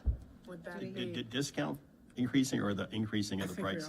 No, the increasing of the price. Thank you. They allowed me to fulfill using our prior contracting prices for this year because we are a longstanding member versus going the 8.5% increase for this year. And once we do a multi-year contract, is that right? So when you go into a multi-year contract, the front end looks like it's a steeper price initially, but in the long run, it actually saves you many dollars. But you have to go through the adoption process at this point because it's been 10 years since all 4 of those courses actually reviewed the material to bring in a new. So I may not have understood. Do we have a timeline of when they'll be reviewed, or we just? I requested in the budget for me to go through adoption process, but a lot of that depends upon how overall funding goes. And so right now, I'm not sure that next year I will be able to get those 4 courses, or even my aim initially was to get middle school, the 6 and 7, and then because moving all 4 of them would potentially mean 2 to 3 different companies because the high school is a very different program than what middle school would be. It wouldn't necessarily be same publishers. Okay, thank you. Any other questions? Recommend the board approve the contract renewal with Agile Minds, fiscal impact $94,500 $8, budget source, local unrestricted budget for fiscal year '24. Second. All in favor? Aye. Okay, Thank you very much. thank you. Okay. This is, all right, she's on it. Back again. All right. So good evening. Tonight we bring before you a lease purchase agreement to approve 800 HP laptops for teachers and staff. Queen Anne's County Public Schools is working on replacing laptops for the full-time staff to include teachers and employees. This purchase aligns with Queen Anne's County Technology Replacement Plan. Per our policy, procurement policy 310, the district is permitted to utilize an intergovernmental cooperative purchasing agreement. This agreement here would be through the TIPS program using contract 20005, and the administration has concluded that the TIPS contract is fair and reasonable when compared to other existing contracts similar in nature. So the total projected replacement of the 800 teacher staff laptops and associated equipment is $517,692, consisting of up to 4 annual payments of $129,423. I'd like to just say that approval of this would take it into final negotiations. We're still trying to negotiate from the contract for the interest rate. But the interest rate, when you look at lease purchasing agreements, is on a 3-year treasury. 3-year treasury is running at 4.25% right now. What happens to the old laptops? Do they get reused, recycled? Do they give you a discount if they take them back, or? Mr. Combs could probably answer that better than Supervisor Josh Combs. Yes, we attempt to try to sell them if we can. If not, if we can't sell them, then they end up being recycled. Every electronic device has to be recycled properly, according to EPA. So, but we first attempted because if we can sell something, it can help pay off any remaining the last lease payment of that particular contract. When you say sell them, are they offered to teachers and staff, or is it put out on an auction thing like we do with? It's more like an auction thing. I mean, I certainly don't mind selling to other people, but yeah, normally we contact several companies and ask them what your best price is for the particular model. And then we just like, kind of like a bid, like doing our So you sell a whole enchilada then? Yeah. Okay, not just one at a time. Yeah, no, I try to sell all of them. Gotcha. No, I mean, it'd be nice if a teacher had one and get, buy it and give it to their children, but then that's gonna get into a whole bag of worms. Yeah, it gets into a little bit more, time consuming if It's not worth it. So clarifying question, I know that we were back and forth trying to get leased information, and we have 8.05 and 8.09. How are they 8.06? different? Are they the same? I have 8.05 and 8.06. Yeah, we have an Well, there's 8.09 that's So- also staff laptops. Right. One is a lease, one is a purchase approval. That one is a purchase approval, is the actual equipment itself. So you go. when you think about the equipment is one to go through a vendor, and then how we're going to finance it is another. So it's two separate. Okay, Thank you. you. Thank you. Yes, great question. I should Yeah, have exactly. mentioned And I was that, like, and I yes. can't answer that right now. So my brain is full So when we since say, night. subject to final negotiation, that's the financing part of it. pretty much. Correct. The financing. It's where part. where the interest rate's gonna be at the time. Right, so right now, we're looking at 5.25, 5.5. Still think there's probably a little more wiggle room in that. But once that's in place, then the master agreement will be signed by the superintendent. I will tell you, I went through these contracts, this one and the one for the students. Thank you very much for the sparing parts, replacements, and all the things that go along with it, and not just an outright purchase of stuff that we can't maintain. So thank you very much for that. And if I can add to one more thing, this actually gets into the budget in FY '24, because in years past, it's always been either in the capital budget or pushed off maybe a year or two. So this gives a stable funding source. It's in the budget, and then like similar to the copiers, 4 years, you go through the process again. So you don't have to worry about trying to scrape for funds here and there. This gives stability for the district. Yeah, because we used to just put into the commissioners for a capital improvement, or capital expenditure. And really, in all fairness, it's not a 20-year piece of equipment. No. Not anymore. Not anymore, Yeah, yeah. not anymore. And that's what they're That's right, not bonding anymore. stuff for, capital.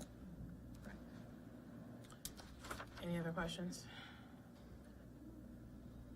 I recommend that the board approve securing the replacement of teacher staff laptops through TIPS ICPA through a 4-year lease purchase agreement with Trafera.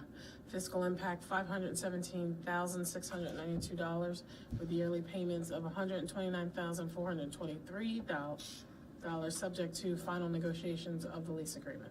Second. All in favor? Aye. Thank you. Thank you. All right, the next one we bring before you is 2,600 Chromebooks for the high school students. Queen Anne's County Public Schools is working on replacing 2,600 Chromebooks for the 9th through 12th graders. This purchase is aligned with the Queen Anne's County Technology Internal Replacement Plan. Per our policy 310, procurement of goods and service, the district is permitted to utilize an existing cooperative purchasing agreement to secure those goods. The planned Chromebooks will be utilized under an intergovernmental purchasing cooperating agreement, ICPA, through MEEC, the Maryland, thank you, Maryland Education Enterprise Consortium, using their contract number UMD 972016. And the administration has concluded that the MEEC contract is fair and reasonable when compared to other existing contracts in nature. The projected cost for the replacement of the 2,600 Chromebooks and associated equipment is $1,402,788, consisting of 4 annual payments of $350,697.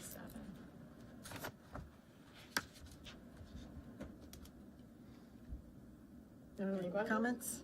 Same thing with those, you try to salvage what you can out of the. Yeah, kids. it's a little, I've you don't seen get some as of much on the Chromebooks because they're already cheaper to begin with, and after so many years, they don't update anymore. It's kind of like an iPad. After 5 years, no one really wants to buy your iPads, but I try to get something so we can get the lease payment.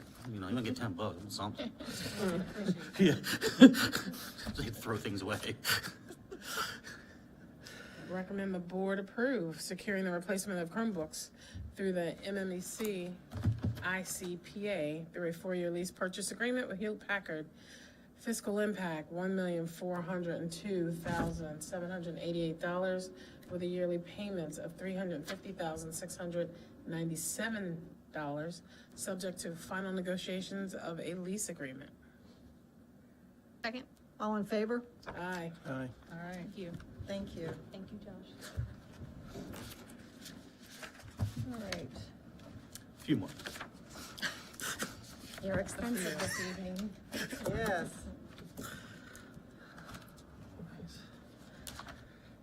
Just for the record, my name is Josh Combs, I'm Supervisor IT. Good evening, Vice President Bennett, board members, executive team. I believe our next item will be the 807. It's the interactive flat panels for Kennard. We are looking into doing a replacement plan for, we have one for the servers, we have one for desktops, or for laptops. We want to do something for our projectors. So at Kennard, we've had those projectors for, I believe, 9 years now. We've had them in all those rooms. They have really, we got the use out of them. Normally in the classroom you get 5 years. So we've got 9 years use out of them. So this is looking to replace 31 classrooms at Kennard using the master hardware contract from DoIT under MEEC. It is totaled at $90,985. I have a quick question. Yes, It says the please. maintenance is becoming increasingly difficult. Is it Yes. expensive or it's just getting hard because we're getting so old? Well, what's nice with these technology, there's no bulbs in the new technology. So you gotta find bulbs, the older they are, the more expensive the bulbs, one, hard to find, and the more expensive they go. You can go from start down at $80 at the beginning, 8 years later, $250 because they don't make them anymore. And now when they break, can't really fix them, now you gotta buy a whole new one.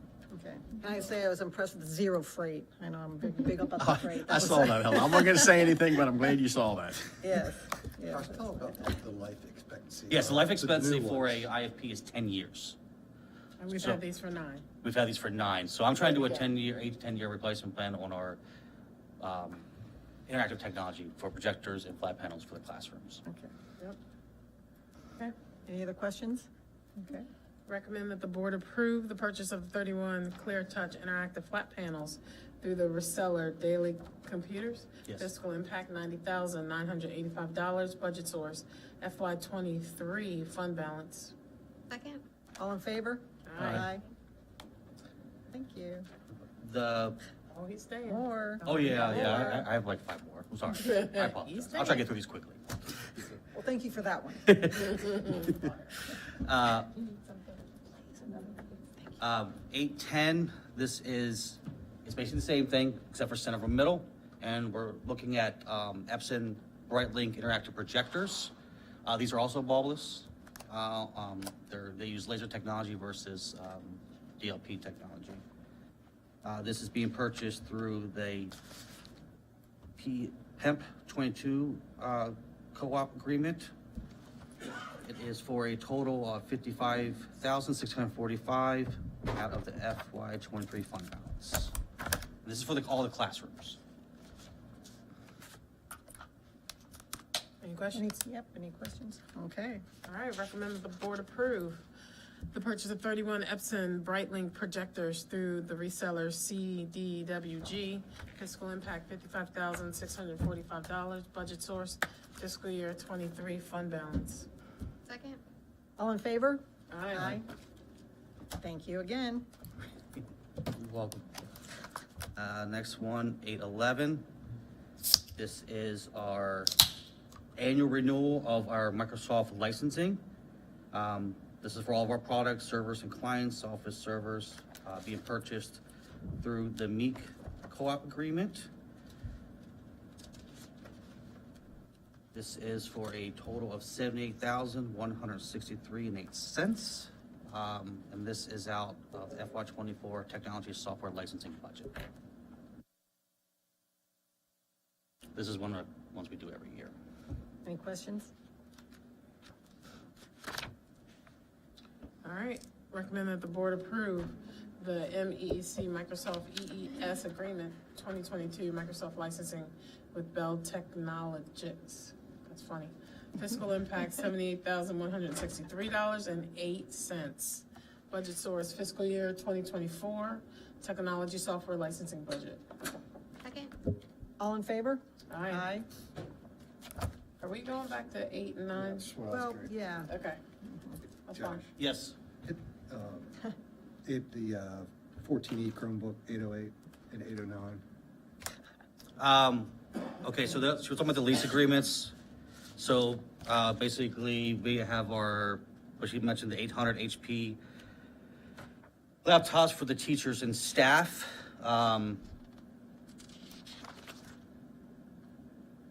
Was there questions? Well, we had a purchase agreement and we had a lease. So it was- So you need to talk about the, Yeah. you went through the lease agreement, but we've never been to the actual purchasing. Purchase of the products themselves. Yes, so yes, we want to purchase this through, again, the TIPS agreement, through the reseller,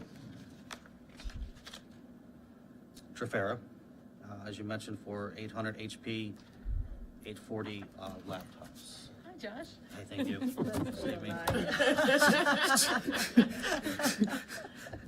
So which Everybody one needs a are we on right-hand man. 809. 809. Let me just look this up. So this is just to notify you that it's going through daily for that amount.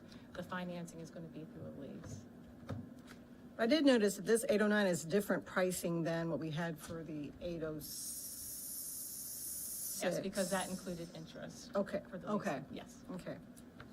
Okay, so this is just the actual purchase, so, suggest the board approve the purchase of 800 HP laptops through the reseller Trafera, fiscal impact $479,200, budget source not applicable because it's a lease. Right.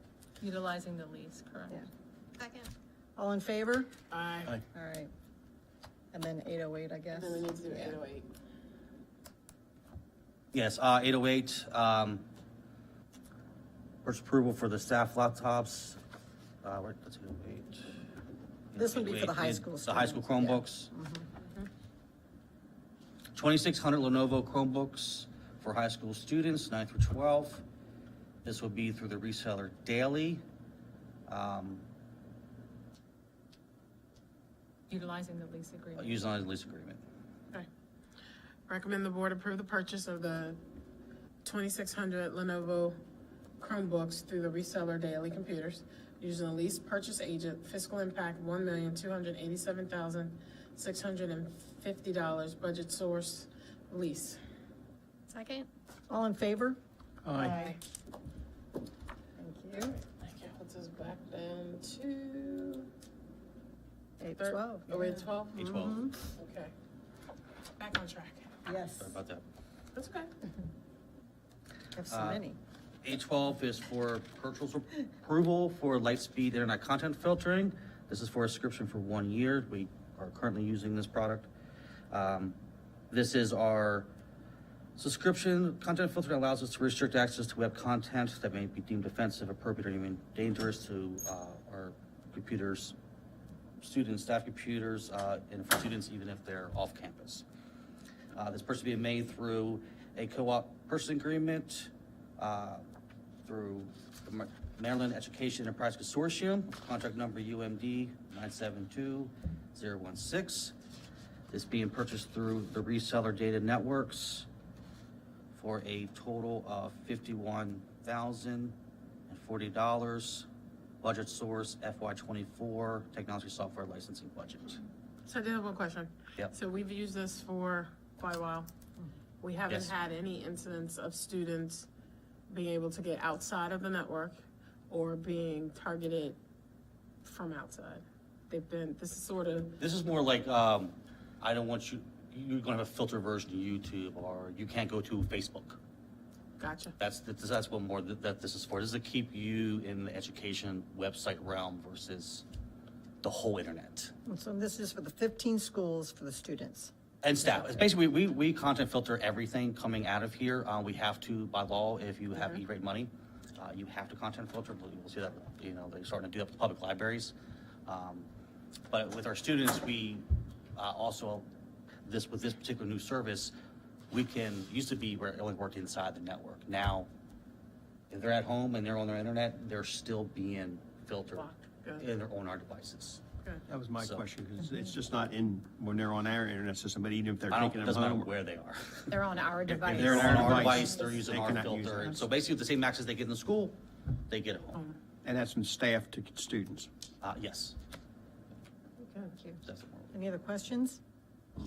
Recommend the board approve the Lightspeed Internet Content Filter subscription through the reseller data networks for July 1, 2023 to June 30 of 2024.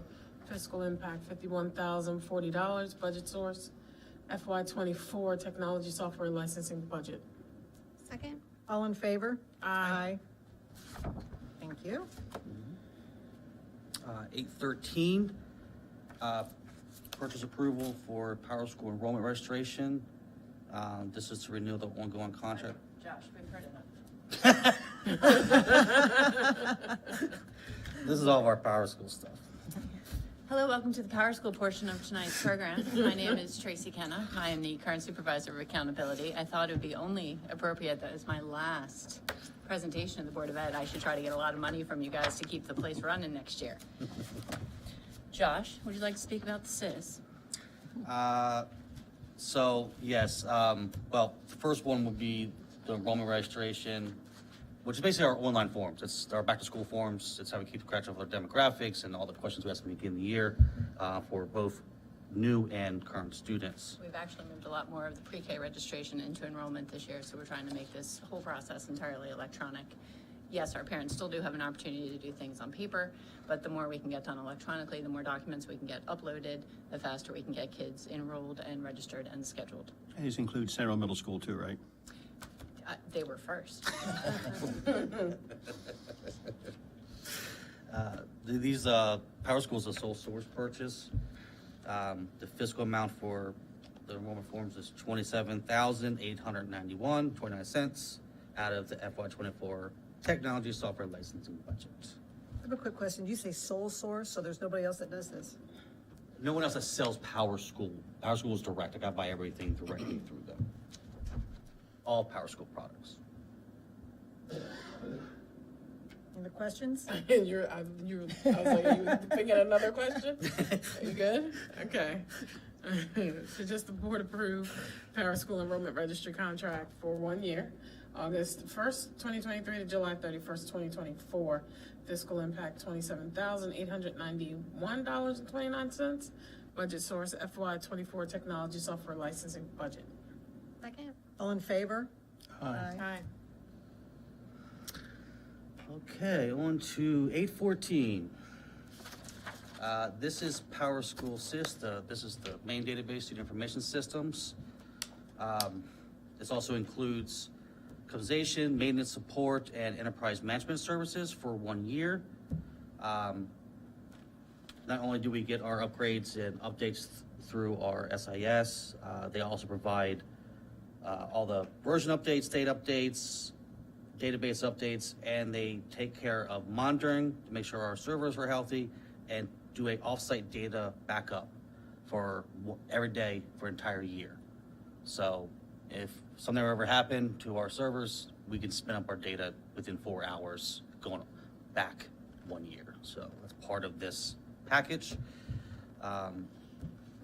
This is where we house, so that's the Josh speak, the Tracy speak, is that this is where we house all of our student records, our grades, our transcripts, our credits earned, attendance, parent contact information, immunization. This is where everything lives for the kids.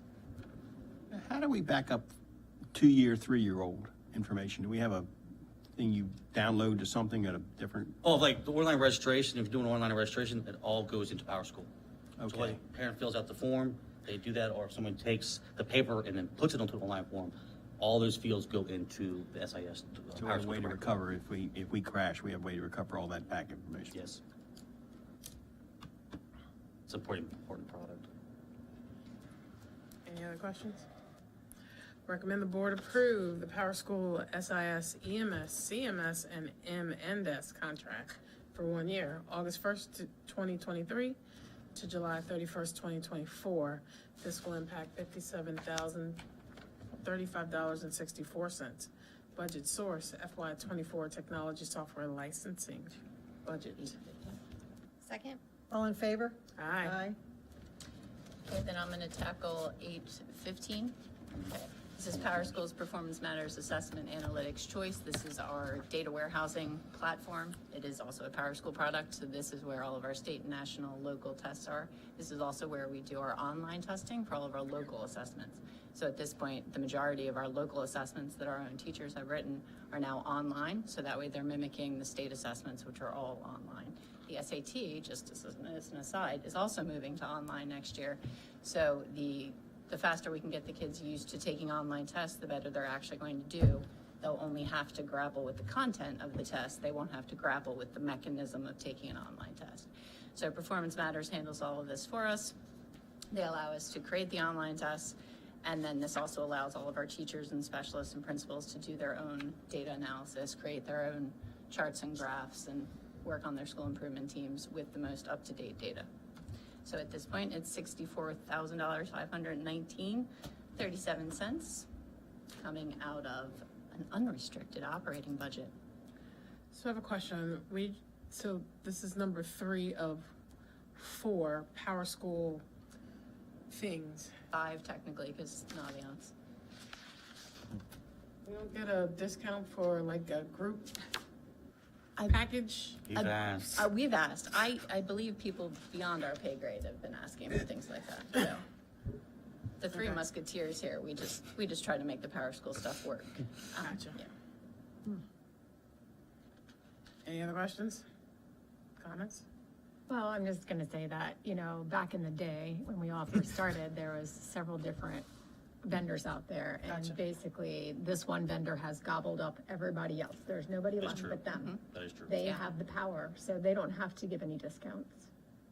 I mean, Actually, it's reality. We actually started with Performance Matters a very long time ago, and Dr. Williamson was the assistant superintendent, and they were a tiny little company based out of Florida.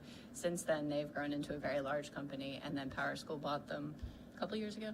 They also bought the next one you're about to speak to as well. They also bought the next They've one and the gobbled one up after that. finance, they've gobbled up, Schoology. Schoology, I mean, they have everything. Naviance. We need to talk Naviance. to some people, see if we can get them some competition. Yeah, right? It's true, hey, we would love it, we would love it. But again, I will have to say they're a good product. They are. They stand by their products and they support their products. And so the experience is at least positive. Sometimes you see a company grow so fast that they outgrow their means and they can't do the support, which happened a little bit with Performance Matters. Right, but Back in they've the caught day, up again. but they've Yeah. caught up, yeah. That is, so there is a 1 hour maintenance, EMS maintenance, so they're good about that? Yes. Yeah, oh yeah. Yeah, they're That supportive. is actually, Even if I put a ticket in, like, because we have level 2, especially if it's a technical question, even just asking like a question for auditor, they get back to me the same day for me. So they got a lot better at that. You can call, but even with a simple question, even though you put in how serious the question is, it was just an informational question, they still got back to me within a day.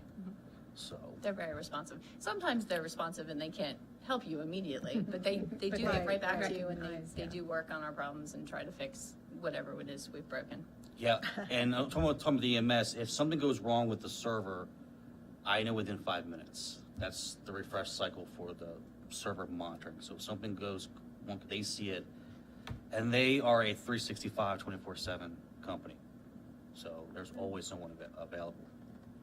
Any other questions? Recommend the board approve the contract with Power School Performance Matters for 1 year, August 1st, 2023 through July 31st, 2024. Fiscal impact $64,519.37. Budget source, unrestricted operating budget. Second. All in favor? Aye. Okay, 816. Okay, 816 is Power School Schoology. This is our LMS, or Learning Management Management Platform. This is our subscription renewal. The cost, this is coming out of the this is coming out of the ESSER 3 budget. Cost is $45,877.72. We got into the Schoology game during COVID because we needed to come up with a learning management system to deliver virtual instruction. The state is still requiring that we still maintain an LMS just in case something goes sideways again. This is a Power School product. This does tie in seamlessly with all of our other Power School products, and again, the support and service is very good. I will also tell you, this is just about what we paid last year for Schoology, whereas the previous 3 products were paying slightly more this year than we did last year, but Schoology is actually holding the same. Do we anticipate them requiring us to do this again for maybe another year? And since we have ESSER 3, could we do 2 years in a row? 2 years over. I could maybe speak to that.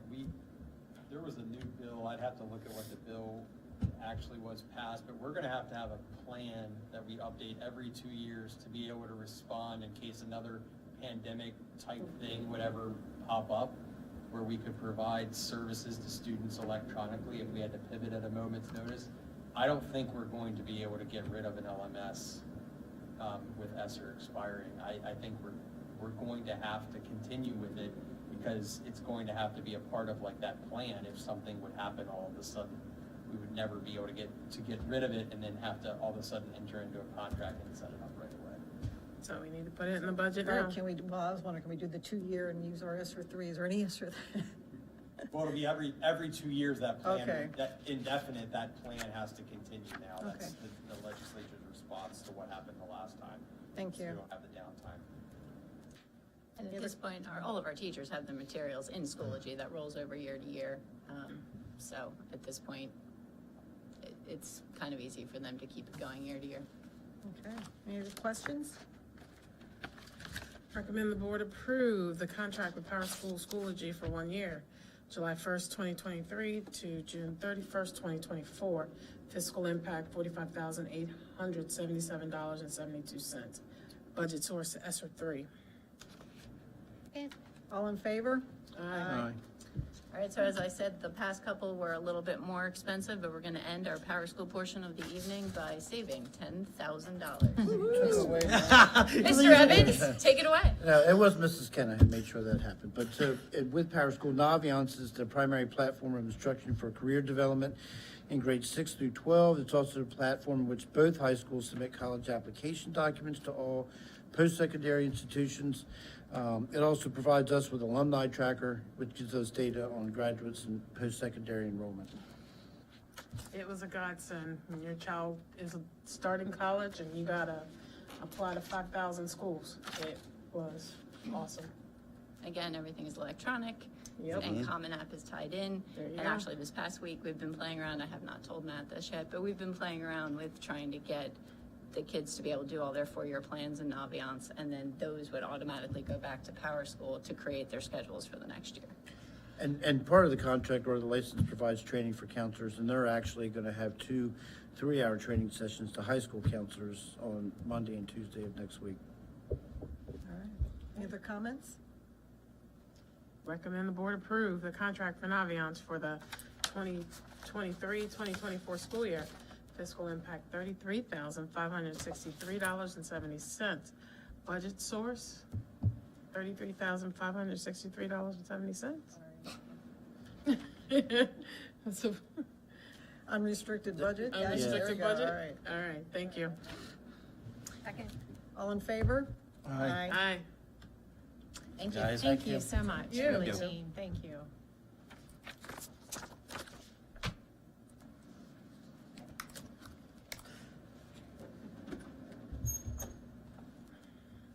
Good evening, Vice President Bennett, Dr. Salins, board members and executive team. I am Dr. Felicia Tarrison, and I'm here seeking approval to purchase 11 interactive boards for classrooms at Sudlersville Elementary School. Somebody's getting a lot of stuff today. Yes, they Yes, we are. are. That's nice. Title I. Anyone have any questions? Not a one. All right. Thank you. Recommend the board approve the purchase of 11 65-inch 600K series interactive panels with USB HIV screens from Daily for use at Sudlersville Elementary School. Fiscal impact $28,050. Budget source Title I Part A grant. Second. All in favor? Aye. Thank you. Thank you.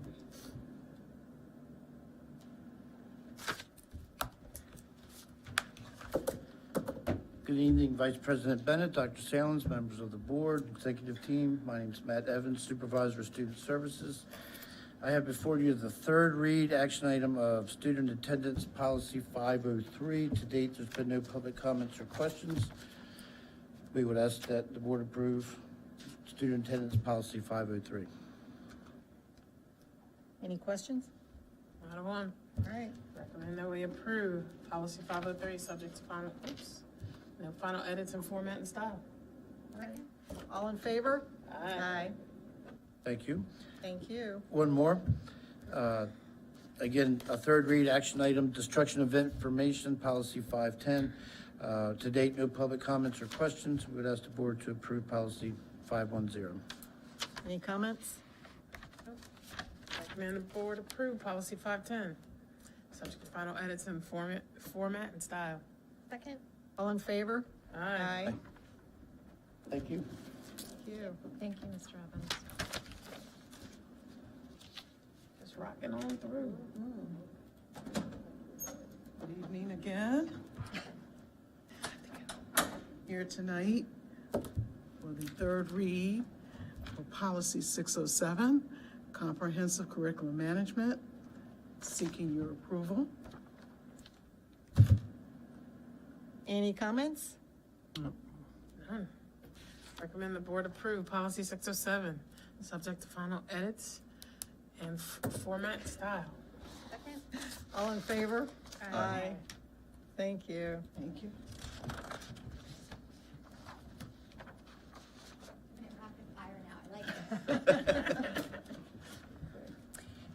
Good evening, Vice Whoever President you Bennett, Dr. Salins, board members, executive team. For the record, my name is Jolene Smith. I'm the Supervisor of Special Education. I bring before you this evening a third read on Policy 638 on student behavior interventions. To date, there was one question since our last read. We answered the question. It was just clarification on one of the items that was in the policy, answered the question, they said thank you, and there has not been anything further since. Any questions, comments? Meets all COMA requirements. Recommend the board approve policy 638, subject to final edits for format and style. Second. All in favor? Aye. Thank you. Thank you.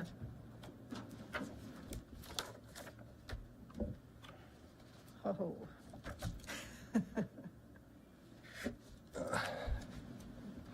Good evening, Vice President Bennett, Dr. Salins, board members for the record, Sid Pinder, Chief Operating Officer, and with me, Daryl Barraclough, school facility planner. so we figured we would throw them into the fire the very first time. So we're here before you tonight for approval of a contract between Garland, DBS, and Queen Anne's County Public Schools to provide the labor, equipment, and materials necessary to tear off to replace the existing roof system at Ken Island High School. That roof was built in 1998, so it's over 25 years old. We're utilizing the Omnia Partners Cooperative Purchasing Agreement. Garland, DBS, Inc., and Apex Construction provided the lowest bid out of the 4 companies that submitted bids. The roofing project will comprise of 2 sections with a complete tear-off installation of a 30-year warranty cold-applied 2-ply modified flood coat, and that's going to go on the low slope. And then the standing seam, the raised sections will be standing seam metal roof replacement. If you look at it now, the pitched parts at Ken Island High School have shingles on them.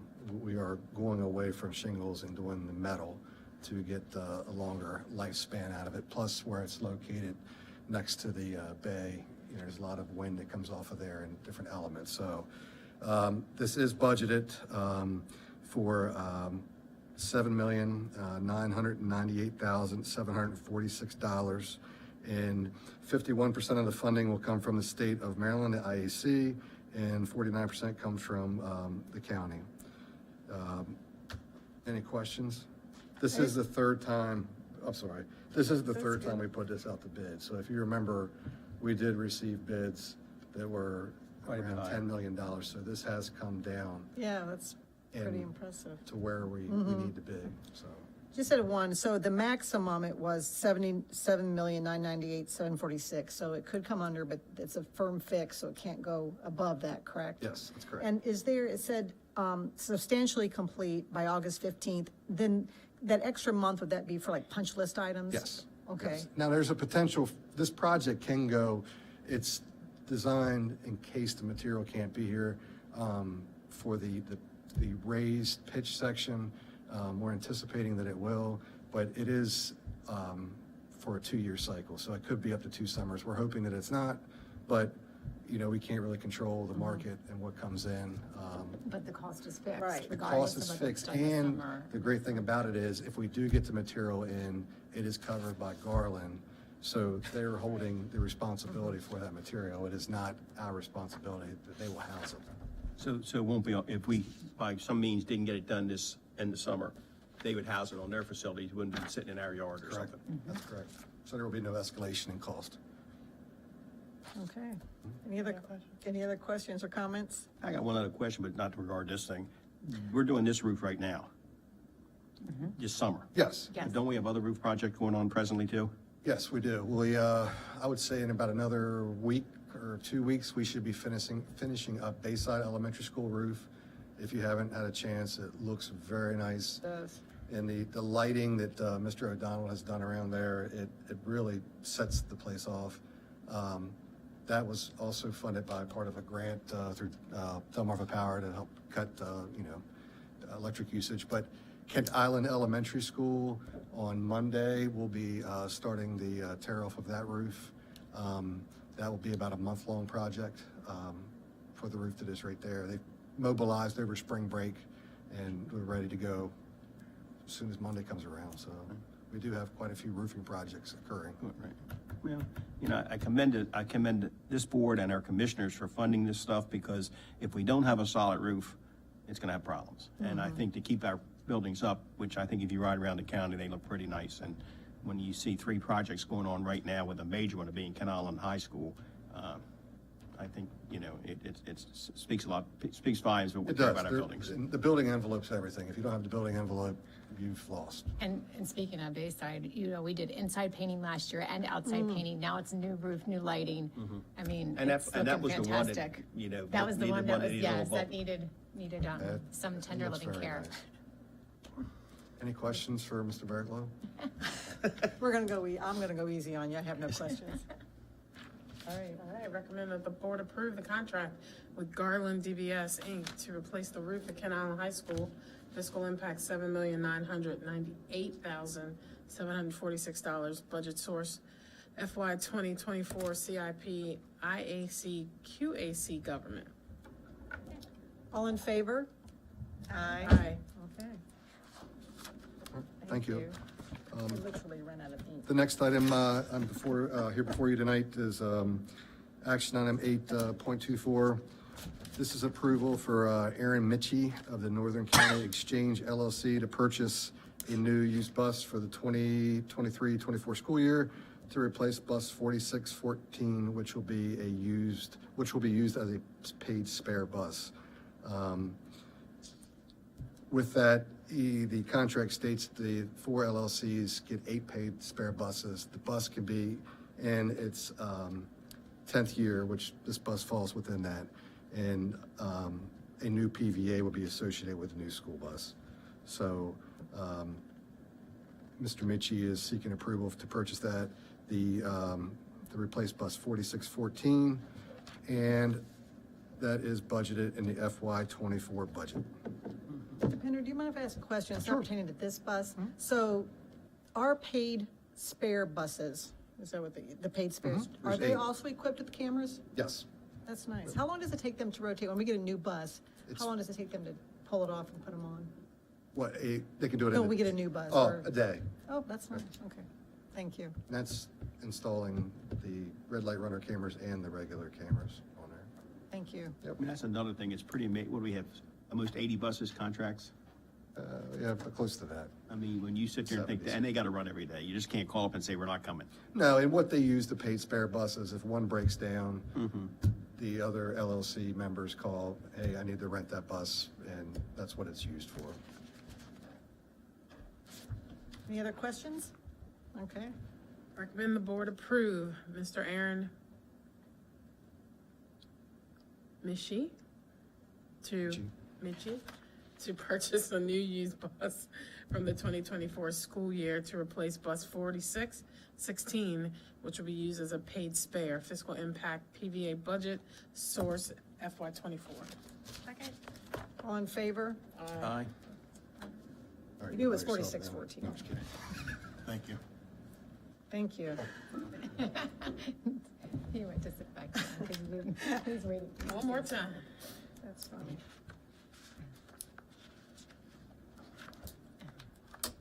All right. Good evening. Once again, bring before you tonight the approval of legal services. It's on a 5-year rotation basis or a contract. So we're seeking approval of legal services for Queen Anne's County Board of Education. On April 21st, 2023, the Procurement Office issued a solicitation for cooperative seal bids as a request for proposals, RFP 2023-1, for our district legal services. The purpose was for a qualified law firm or individual to provide services of counsel to Queen Anne's County Board of Education. On June 5th, the seal bids were opened and reviewed by the evaluation team. The evaluation was scored using a rubric that had 2 sections. The first section was a technical portion to include background, qualification of personnel, approach to satisfying the requirements, and fiscal integrity. The second section was the financial and cost evaluation. This section focused on the cost to include hourly rates in all levels of services with other costs. Penson Katz Law PA was the high score. The terms of the agreement are 3 years. Upon satisfactory services by mutual agreement, the Board of Education of Queen Anne's County would also reserve the right to renew the contract. The renewal shall not exceed 2 one-year renewal periods of each contract. Any comments or questions? I mean, you and I were part of it. I thought it was a good process, and that's what it came out. Recommend that the board approve Cat's Law PA and the contract for legal services beginning July 1st, 2023. Fiscal impact dependent on services provided. Budget source FY '24 unrestricted operating budget. Been talking too much. All in favor? Aye.